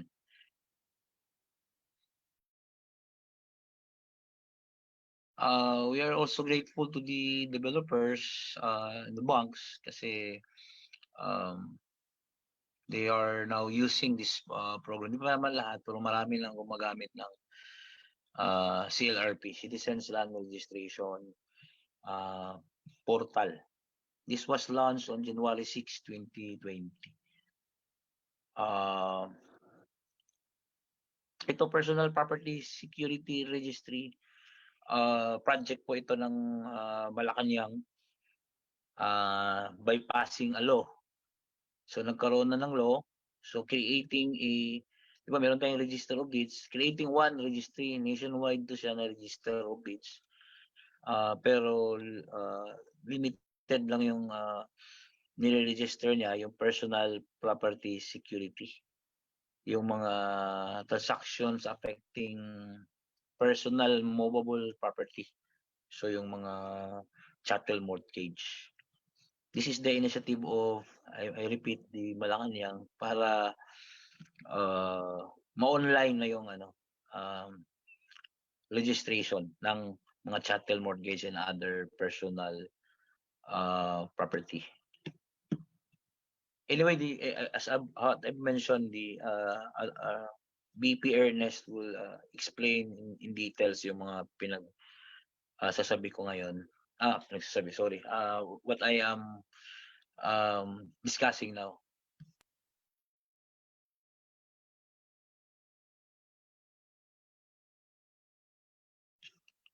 Ano naman to? Ito, no RO CTCs for C titles. Ito kasi yung ito kasing no RO, no records officer kasi ang alam niyo yung sad to note, the computerization of LRA is not in its full capacity because some of the titles are not yet computerized. Manual pa rin yung iba. This was to remedy the situation of personally searching your title, yung government copy sa title room. Kasi yung mga title kasi na computerized na, actually nasa database na. So kung manghingi kayo ng certified true copy, nasa database na yung title kasi na-certified na, computerized na. So this one, we no longer require the participation of the records officer. Hindi naman siya papasok pa sa title room. So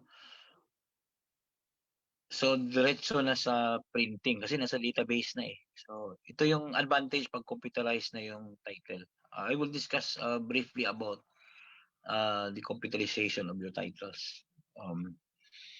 Next one is transaction ready program. Ito yung binabanggit ko. Excuse me. Kasi actually yung sa LTCP program natin, yung titulo kasi ng natin is nakapapel. So, pag papel, manual yung process, papasok sa title room, hahanapin yung titulo nyo. I'm referring to the government copy, hahanapin. Kasi yung owner's duplicate, nasa inyo yan eh. So, we will not be searching that inside the title room kasi nasa inyo nga. So, but maliit lang kasi yung portion na computerize. Ang issue nga doon na natackle namin is may payment, may bayad na 700 kasi ganito po 'yon. Para po ma-computerize yung transaction nyo, so ipapa-computerize nyo yung title. Alam nyo, ang ginawa kasi ng government, hindi gumastos yung government sa computerization ng mga title, binigay sa private contractor. So, for a fee, pag nagbayad kayo ng ipina-upgrade nyo sa computerized title, yung tinatawag natin na e-title, binago ko lang. Ginawa na natin computerized title para pangmasa, madaling maintindihan ng public. So, yun, kailangan mong magbayad ng computerization fees para ma-computerize ang transaction ng titulo mo. Kaya lang, very few ang hindi nag-avail.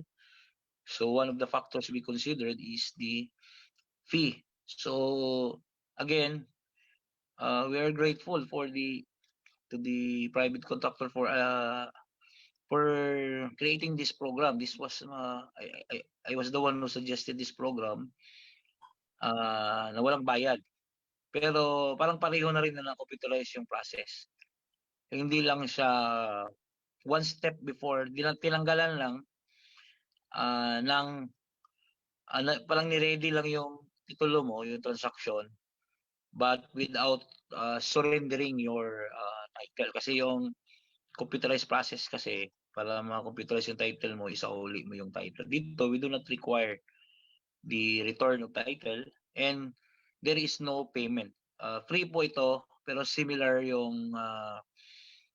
to sa computerized title na program, yung e-title na may bayad. Ito po walang bayad. Para maengganyo yung tao na ipa-computerize. Kasi ang essence lang naman ng computerization ng title niya is searchable sa computer. Ma-search sa computer, mahanap, lalabas sa computer.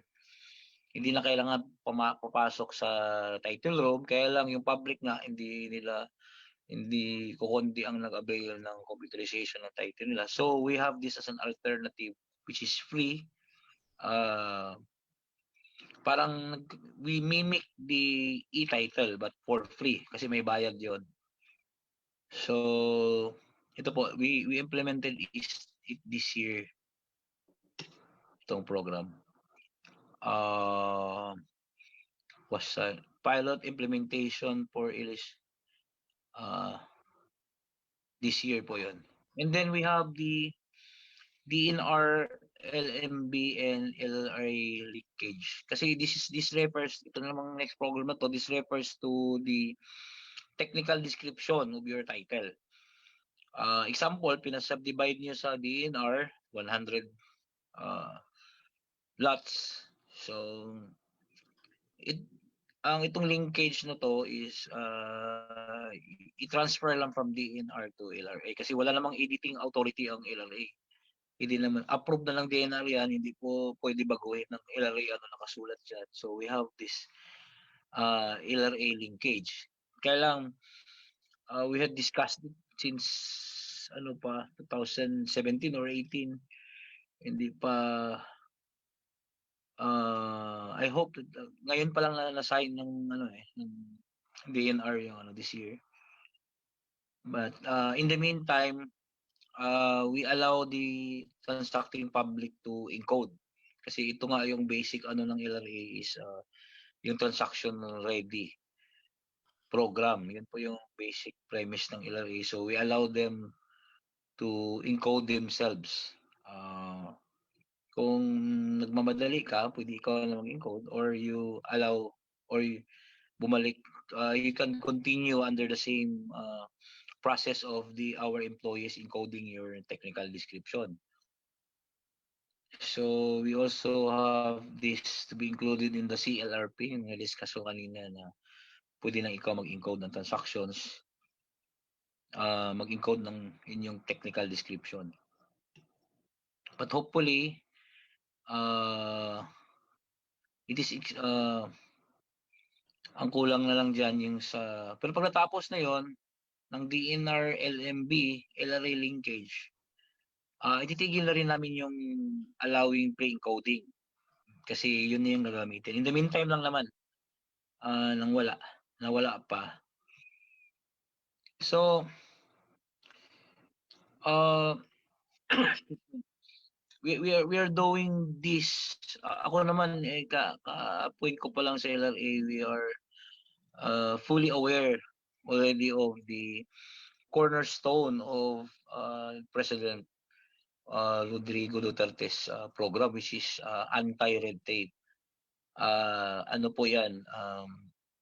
Yan po ang one of the cornerstones of the administration of President Duterte. So yung ARTA is a pet project of President Duterte. We are very, very aware. I am very, very aware since day one na yan po yung mandate ng Presidente na mabawasan yung red tape. So that is why kung mapansin mo, since 2017 pa, we already initiated these programs. And alam niyo dito sa LRA po, sabi ko nga, napakahirap to na mandate para sa akin. Kasi itong LRA, yung since 1903 pa to nag-exist, hindi po LRA lang ang nag-i-issue ng title. Merong DNR, merong courts, merong DAR, merong NCIP. But any problems that will crop up with this issue, LRA lang yung napo-point out dito. Kasi yun nga. So, the problem with our registration, in fact, is nag-accumulate yung problem. Example, halimbawa sa DOJ, pag mayroong injustice na nangyari, pag namatay na yung victim, namatay na yung accused, tapos na yung court proceeding, wala na. Hindi na sa present ngayon. Itong sa LRA, kung anong problema lahat sa title, nag-accumulate. Pag may problema 1910, dala-dala pa natin hanggang ngayon. Tapos, we do not have total control of the land titling. Kasi nga, maraming ang nag-i-issue ng title. So kami yung imbudo. So, I remember yung sabi ni Senator Ligarda sa akin during the Senate hearing, yung agency doon ng LRA is garbage in, garbage out agency. So kung pinasok dyan basura, wala kaming magawa kasi galing yan sa, I mean, I'm not referring na walang magawa. I'm sorry to say that. I mean, hindi lahat magawa namin ng solusyon. Kasi meron nga mga aspect na which is not our control and not within our powers. And we would also like to inform the public na yung mga registration requirements, wala pong authority ang LRA require ng registration requirements. We are only an implementing agency. Yung mga registration requirements, ang nag-i-issue po niyan ang batas and the jurisprudence ng Supreme Court implementing the law. So balik pa rin sa batas. So we do not LRA does not require these registration requirements. Kami lang po ang tagapag-implement ng registration requirements, and I repeat, hindi kami ang nagre-require niyan. Halimbawa ng e-car, BIR yan. Itong agency na to taga-sunod lang. Para kang ano, kung ano yung sinulat na requirements, yun ang sundon namin. Pero hindi kami ang naglagay ng mga requirements for registration. Ganun po ang mandate ng LRA. Tapos, meron po tayong batas na which is a stumbling block to the full computerization. Example dyan, yung online registration ng real estate. Kasi ang inalaw lang ng batas is ang online registration ng chattel mortgage. Pero yung real estate, hindi pa naalaw ng batas. Kung baguhin po namin yan, ialaw namin ng online registration ng title, ang mangyari po dyan is meron naman tayong, sabi nga ng Supreme Court, yung first in registration, first in right. So, pag ilagay namin sa internet, parang binigyan namin ng priority yung registration na hindi man namin alam kung complete ba yung eksakto ba yung documents kasi i-online namin. So, that would become a problem kung mayroong parehong transactions involving the same property. So, alam nyo naman sa registration, paunahan lang yon. So, sa amin, we are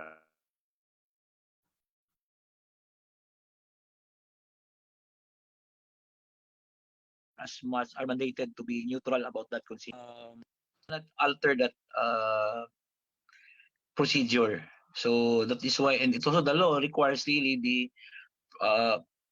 personal submission of the documents in the register of deeds. So again, thank you for inviting us. It is like a para bang I consider it is a chance to be heard. Kumbaga, para makita naman po yung side natin. Sa atin lang naman anong makaya nating magawa. And for the coming years, I hope that this would bring forth real changes in the our agency, and we are fully supporting the ARTA. Ay nga, sinabi ko nga, cornerstone po yan ng presidente natin ang ARTA, and I know that already day one. Alam ko na sa unang araw pa lang ng pag-assume natin dito sa agency nito. And saka one last point, although marami pa kaming programs na kabinbin sa provider, kasi itong program kasi natin pa isa-isa ang pasok hindi pwede isabay kasi parang Rubik's Cube yung program. Pagpasok mo, yun nga, sabi sa akin ni Attorney Garcia ng PEMEC na parang Rubik's Cube ang program ng computerization. Pag may pinasok ka, parang ginalaw mo yung Rubik's, gagalaw din yung iba. So ayusin muna. So bago naman ipasok yung pangalawa. So one at a time po ang pasok ng program natin. Ang pinaka-latest po na program natin is yung staff augmentation program. As you know, we have 168 registries of deeds nationwide.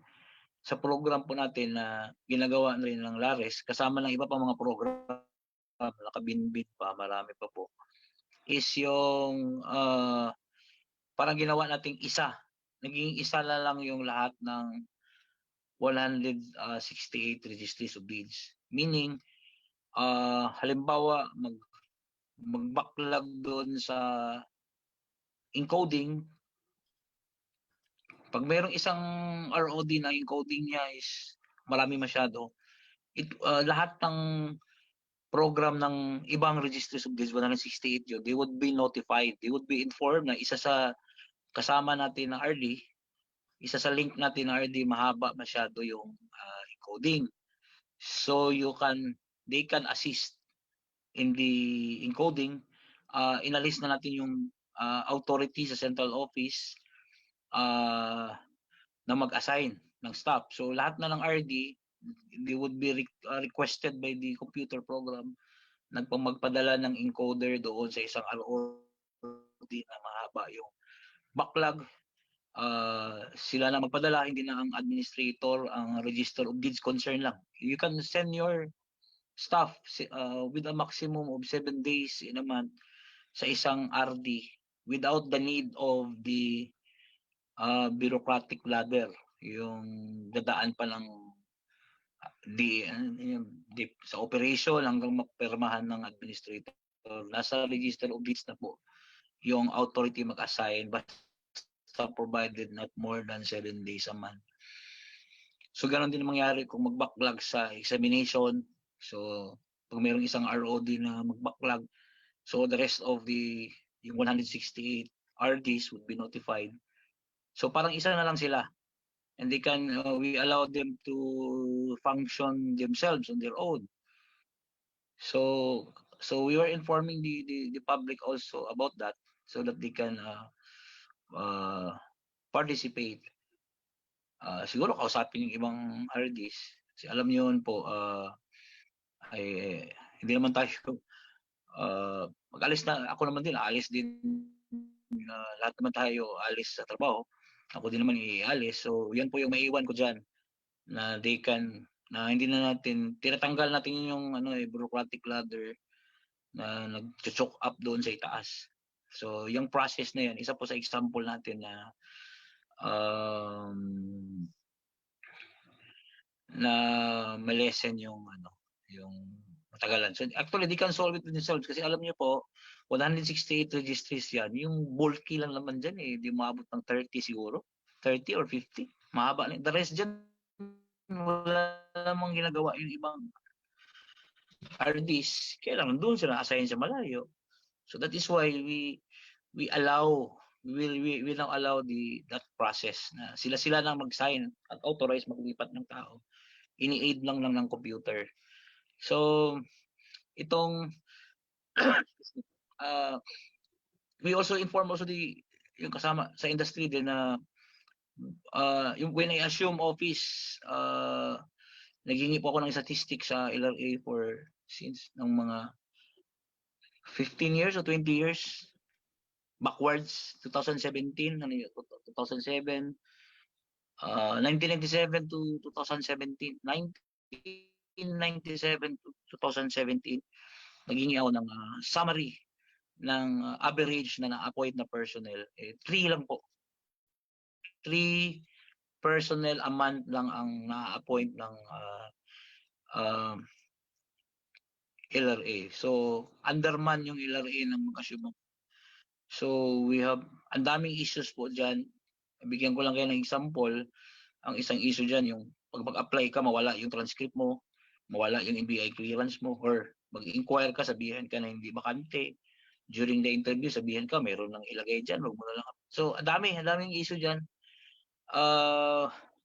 Medyo natagalan tayo konti bago naayos yan. So, it took me 2 years. But after 2 years, naayos na po natin yung mga issues na yan. Napakadami po. Sa recruitment pa lang, madaming kalokohan dyan sa process. Kasi maraming issue, maraming sumbong ng kalokohan. Hindi naman yung we focus on how to solve it. So, after that, meron na tayong around, may isang buwan na nga tayo na 50 yung na-appoint. Meron ding 30. So, minsan 20. So, ibig sabihin na na-improve na po natin yung appointments. Nagdagdag na po tayo ng this is itong period ng administration ni Duterte dito sa maliit naming agency sa LRA. That was also our support to the anti-red tape. We increased the appointments. Ang dami po namin na-appoint sa time ko under the watch of President Duterte and ARPA. But aside from that, yun nga, hindi po kami tumigil doon kasi marami na tayong na-appoint. Mabilis na transaksyon, hindi pa rin po. So that's why we initiated the reforms that we discussed So ito nga yung in relation to that, nasabi ko yan kasi yung staff augmentation. So ito po yung makapagpadami ng empleyado sa RD by allowing those some RDs to participate. Yung mga RDs na napakadami na mababa naman ang backlog, they are now given the chance to participate in the other RDs. So we also inform you about that, although internal yan, para you can also remind them, the RDs, especially pag na-implement na yan. Siguro, next this year, matatapos na yan. So, even after 10 years, kung nandyan pa kayo sa industry, ako wala na dyan, wala na sa LRA, you can always ask the other RDs. Pero anyway, we do not also rely lang sa public na mag-remind sa kanila. Sabi ko nga, computer program na ang magsasabi sa kanila na they are one. The 168 RDs are one. One organization. Isa lang. That's what we emphasize. Isa lang kayo lahat. So 30 lang yung BC. So maka 150 hindi. So baka tulungan niyo yung mga BC RDs.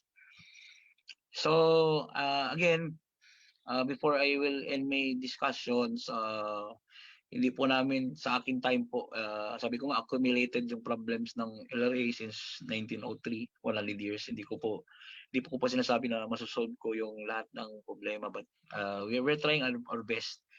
Given the hindi naman po ako genius, given my limited mental capacity and also those who are advising me, tayo naman po, kung meron kaming makitang magandang program dyan, ginagaya naman po namin. Mabilis po tayo manggaya ng program. Basta maiayos lang yung But again, I would say na we tried our best to improve our agency. And I know ang dami pa ring problema. But yun nga, given this limitation, so I hope our agency would be more efficient in more days to come. Thank you po. And I will ask Ernest to take my seat to discuss in details yung mga generic na. Baka meron pa akong na-left out. Ernest, nakinig ka naman. Ernest, nandito ka. Paki-fill up na lang yung mga na-miss ko na points. Thank you everyone sa ARTA at saka sa host nito. He's a personal friend of mine, si Marisa. Thank you Thank you for inviting me. Thank you. Thank you so much, Attorney Renato Bermejo, ang ating LRA Administrator. Thank you so much. Okay, ladies and gentlemen, of course, I hope you are still enjoying watching, of course, our Facebook Live, this ongoing IH internet.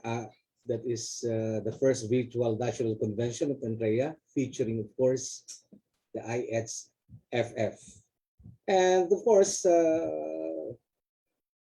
let's have the live presentations of their projects, the one of our sponsors in this IHFF. And of course, to discuss, she's going to discuss definitely what are the new projects of development projects of the company and corresponding marketing policies, and of course the profile and their new development in the Philippines. Without, of course, further ado, let us all welcome the sales manager of the PA Alvarez Properties and Development Corporation. Let's give him, of course, her warm welcome, Miss Carrie Acuña. Yes, good morning, everyone. Good morning, sir. Yeah. I'm Carrie Acuña, Senior Lead of the Sales and Marketing Department. I'm very pleased to present to you the company na makakasama sa pangarap nyo. Let me now share our presentation.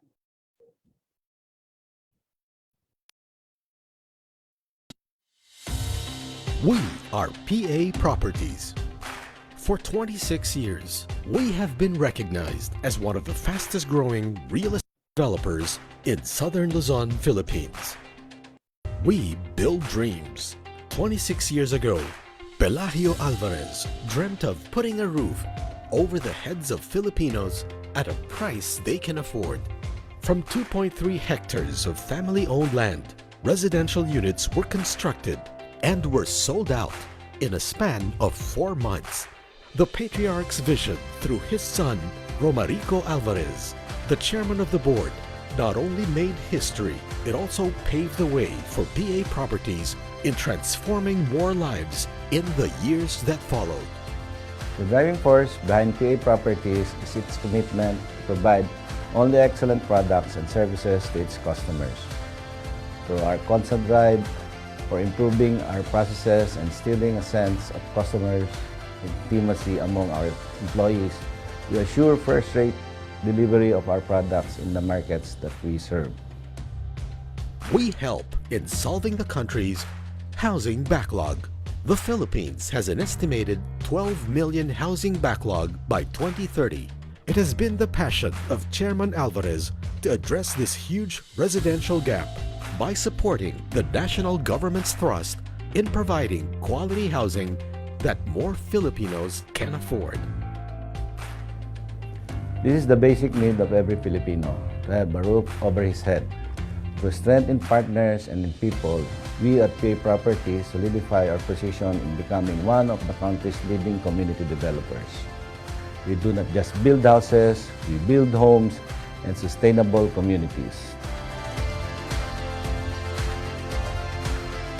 Through collaboration among its network of partner banks, financial institutions, 500-strong workforce, along with salespeople and thousands of sellers, brokers, and contractors, PA Properties has developed over 180 hectares of land and has built more than 20,000 housing and condominium units in 40 communities in Laguna, Batangas, Bulacan, Cavite, Pampanga, and Metro Manila. From a meager capitalization of 300,000 pesos, PA Properties has soared into a 17 billion peso enterprise. We build smart. Complementing our projects are transportation networks constructed in close proximity to our properties. We do not just build homes, we make our communities integrated and sustainable, so every family and every community will thrive. Adding to the comfort PA Properties brings to our homeowners, we provide reliable ancillary services across all our projects. St. Joseph Water Services Corporation is engaged in the installation and operation of centralized water systems in all projects of PA Properties. Since its initiation in 2001, the corporation provided clean and serviceable water to all the homeowners. In its continuous response in building communities that nurtures growth and educational aptitude among its young homeowners, PA Properties built Scola Angelicus, a 3-story building that caters to students attending primary education. We are innovative in our mission to bridge the gap between housing supply and demand. PA Properties adapted a fast technique and efficient construction process through modern construction technology. This methodology enables PA Properties to build and construct single-story units in 45 days and 2-story units in 60 days. Keeping true to its desire of making ownership easy and hassle-free, PA Properties adopted customer-friendly innovations such as Hi Plus or Home Info Plus, a mobile app for the home buyers where they can check their account information from reservation to moving in. We are globally competitive. Comprising our strong lineup of organization members, PA Properties takes pride in its board of directors, each recognized and established in their fields of expertise. Under these visionaries backed by an experienced management team with proven track record in the industry, PA Properties continues to experience exponential growth as it grants every Filipino's aspiration, the dream of having their own home. In the secret of our exponential growth is first, we are at the right market and at the right time. More than 50% of our revenues are in the socialized and economic housing segments of the market. About 70% of the demand is in this market. Second, we have the right people whom we continue to train and to develop to meet the needs of our business. Third, we continue to improve and to make our processes more efficient. This has resulted to cost efficiencies that directly contribute to our bottom line. Fourth, we make a conscious effort to maintain a sufficient inventory of land for development to ensure that we sustain our double-digit growth year after year. Armed with strong adherence to our core values of love for country and service to fellow men, we at PA Properties live by passion for excellence, affordability of our products and services, adaptability to the ever-changing industry, progressive partnership, dynamism, and customer focus.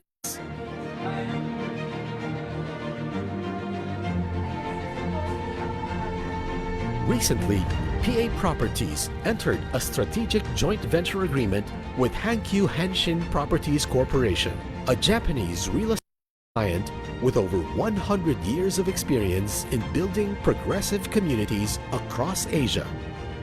This is IDESHA, the joint venture project of real estate giant Hankyu Hanshin Properties Corporation and PA Properties in Dasmariñas, Cavite. With a sprawling area of 37 hectares, IDESHA combined the best of Asian and modern architectural where community and quality live in harmony. The partnership continues to prosper. From Dasmariñas, other agreements between PA Properties and Hankyu Hanshin Properties Corporation were sealed, creating IDESHA Township communities in Batangas, Laguna, and Bulacan. In aggregate, the joint venture agreement covers 74 hectares for land development with a projected revenue of more than 10 billion pesos. Synergy is the key in our partnership with Hankyu. We learn many good things on how to manage projects in a world-class manner from Hankyu Hanshin.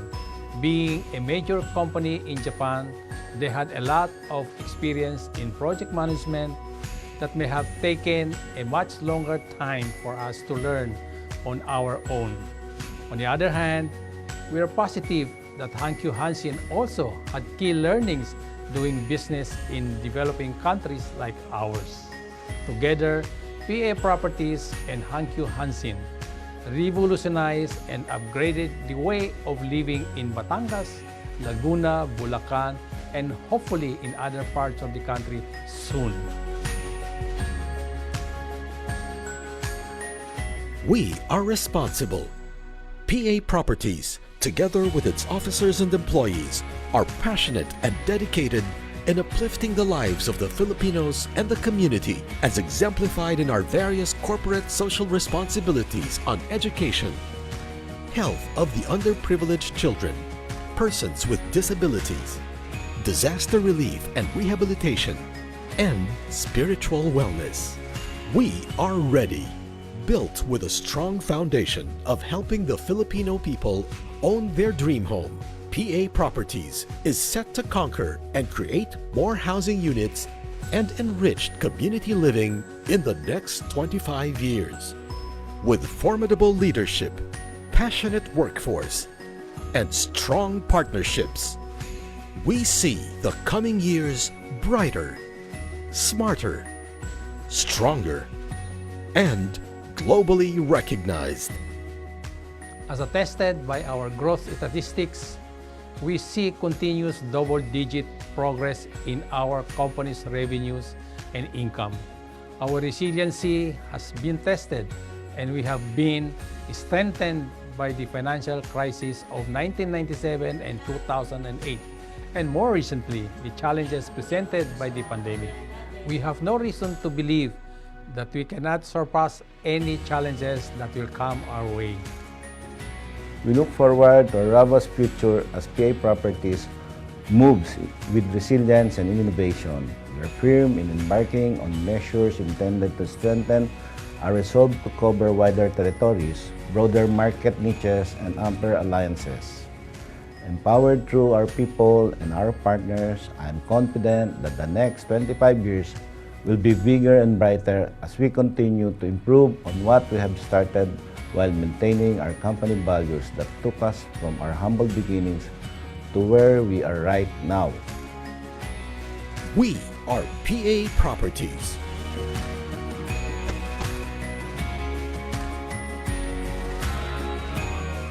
Kasama sa pangarap mo.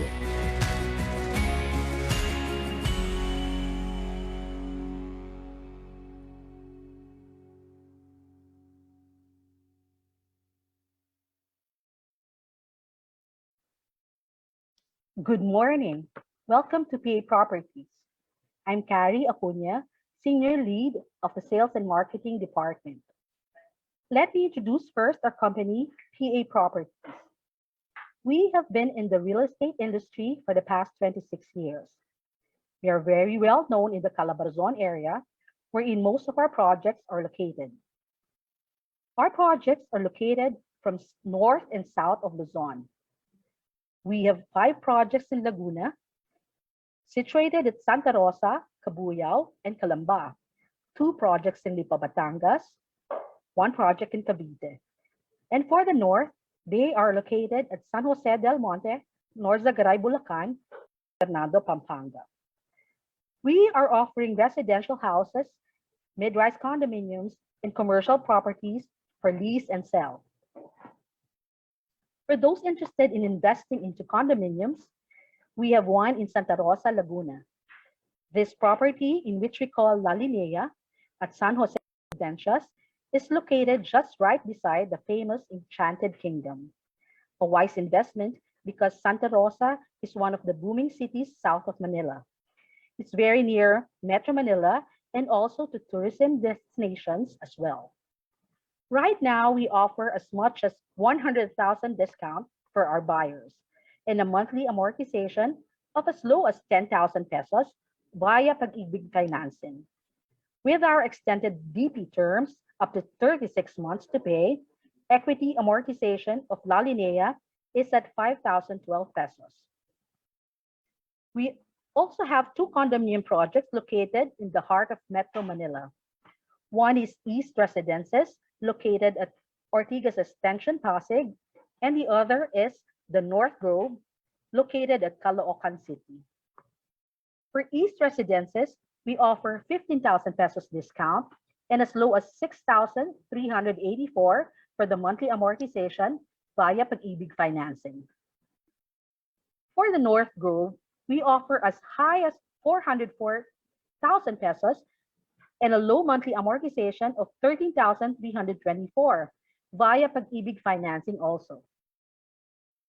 We also offer horizontal residential houses in cities that are strategically located to establishments such as schools, hospitals, markets, transportation hubs, and the like.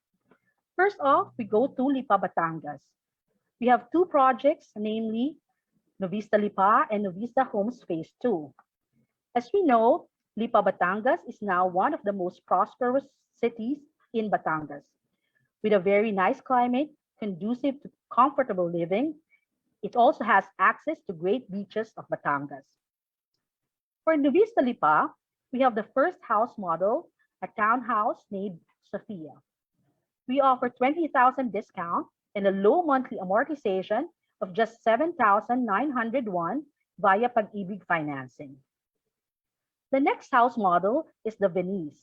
This is a single attached unit which offers a high discount of 60,000 pesos and a low monthly amortization of 15,707 via Pag-ibig financing. The last model is the Brescia, a single detached unit with a high discount of 60,000 pesos and a monthly amortization of 20,037 pesos. For Novista Homes Phase 2, we have our Maria model. This is a lofted unit with a discount of 30,000 pesos and a low monthly amortization of 6,232 for 30 years via Pag-ibig financing. And now we go to our project in Cabuyao, Laguna. This is the first township project in Laguna. We have 3 ongoing projects: St. Joseph Winfield phases 2, 4, and 5. For St. Joseph Winfield phase 2, 4, and 5, we have our Camira model, a single attached unit. We offer as high as 90,000 pesos discount and a low amortization of 7,420. Another house model that is offered in St. Joseph Winfield phase 2 is the Brisa, a townhouse, with a high discount of 50,000 pesos and just 8,790 as monthly amortization via Pag-ibig financing. And now we go to Calamba. We have 2 projects, St. Joseph Homes Calamba phase 2 and St. Joseph Springfield. These projects are located in the upland Calamba area and very safe from floods. They are also low density in size and offers very nice amenities such as a swimming pool. We present to you the townhouse model Yasmin in St. Joseph Springfield. We are giving out 100,000 pesos discount and a low monthly amortization of 7,901 via Pag-ibig financing. For St. Joseph's Homes Calamba phase 2, we present to you our lofted unit Maria, same as being offered in our Lipa project. Here we give out 15,000 discount and a low monthly amortization of 6,384. We also have a residential house and lot in Santa Rosa, Laguna, and that is St. Joseph Richfield phase 2, which comprises of townhouses. It boasts of amenities such as swimming pool, clubhouse, play areas, and jogging paths. It's very near to establishments such as SM, Robinsons, hospitals, and a lot more. St. Joseph Richfield's Yasmin offers a 25,000 discount and a low monthly amortization of just 9,815 for 30 years via Pag-ibig financing. The last project in the south is Edesha, located at Dasmariñas, Cavite, and Lipa, Batangas. This is a joint venture project of PA Properties with Hankyu Hanshin, a very prestigious company in Japan. The project offers 5 model houses, a townhouse, single attached, and single detached. First is Aria. Aria is a townhouse with a monthly amortization of 12,887 pesos. The Talia, which is a 2-story single attached unit with a monthly amortization of 18,279. Let me introduce Gea, a 2-story single detached unit with a monthly amortization of 22,448. For Edesha Heights, we introduce Yuri, a single attached unit with a monthly amortization of 20,585. And the last model is Fuji. Fuji is a single detached unit with a monthly amortization of 28,417 pesos. From the south, we go to the north, specifically our project in San Fernando, Pampanga, the Bridgepoint Place. This project is located near establishments such as schools, hospitals, markets, and transportation. We are now offering 2 single attached models. First model is the Iris model. We are giving out 50,000 discount and a low monthly amortization of 10,113 pesos. Second model is the Natalia. This model also has a discount of 50,000 pesos and a low monthly amortization of 12,521. Here in PA Properties, we also offer commercial development. For those who would like to invest, we are now open for leasing, and soon we will offer lots for sale. I hope that I was able to present to you various investment opportunities, may it be for your personal use, for your family, or passive investment. Thank you very much. If you want to know more about our PA properties and our projects, we would like to invite you to visit our booth here today or visit our website at www.paproperties.com.ph. Again, this is Carrie Acuña, makakasama sa pangarap mo. Have a nice day, everybody.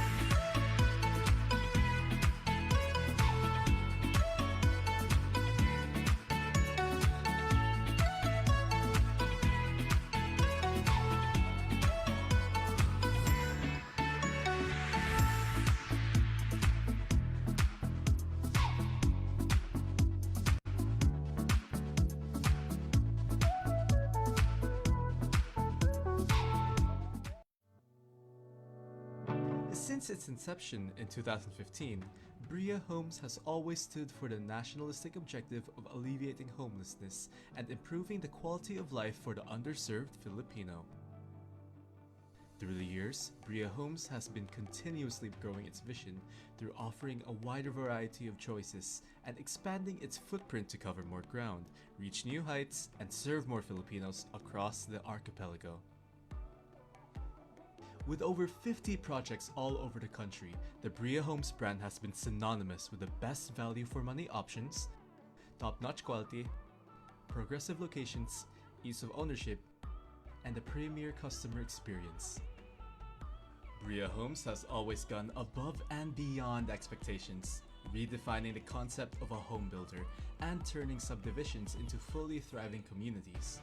Township projects will always be Bria's differentiator amongst its competition, with customer-centric concepts designed with the needs of its home buyers in mind.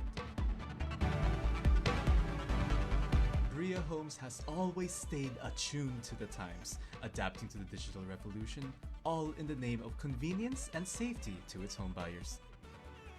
Sustainability has also been a paramount priority to our business as we continually move towards an environmentally sound Philippines. one Bria Homes project at a time. Bria Homes has continuously reimagined affordable housing. We will continue to build dignified dwellings, picturesque communities, and prosperous townships, formerly inaccessible to the everyday Filipino. We are, and we will always be, the beacon of best value affordable housing in the Philippines. We are Bria Homes, your home of choice.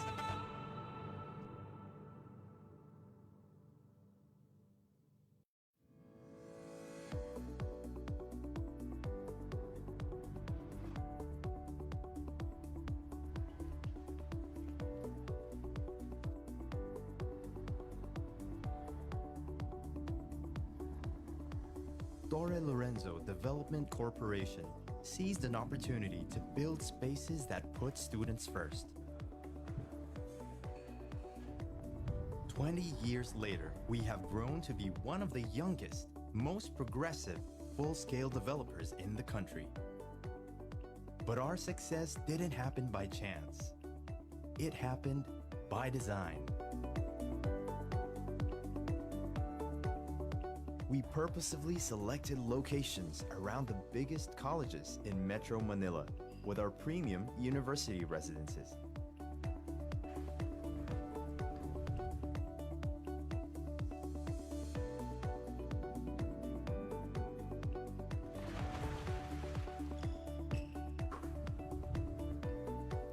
In these areas, we also created premium residences to cater to the young professionals.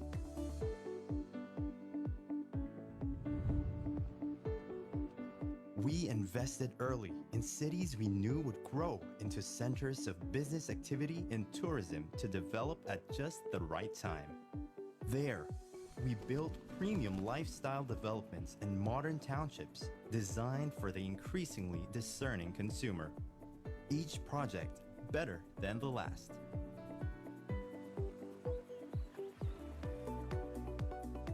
Today, the Torre Lorenzo name is equated with high-quality construction,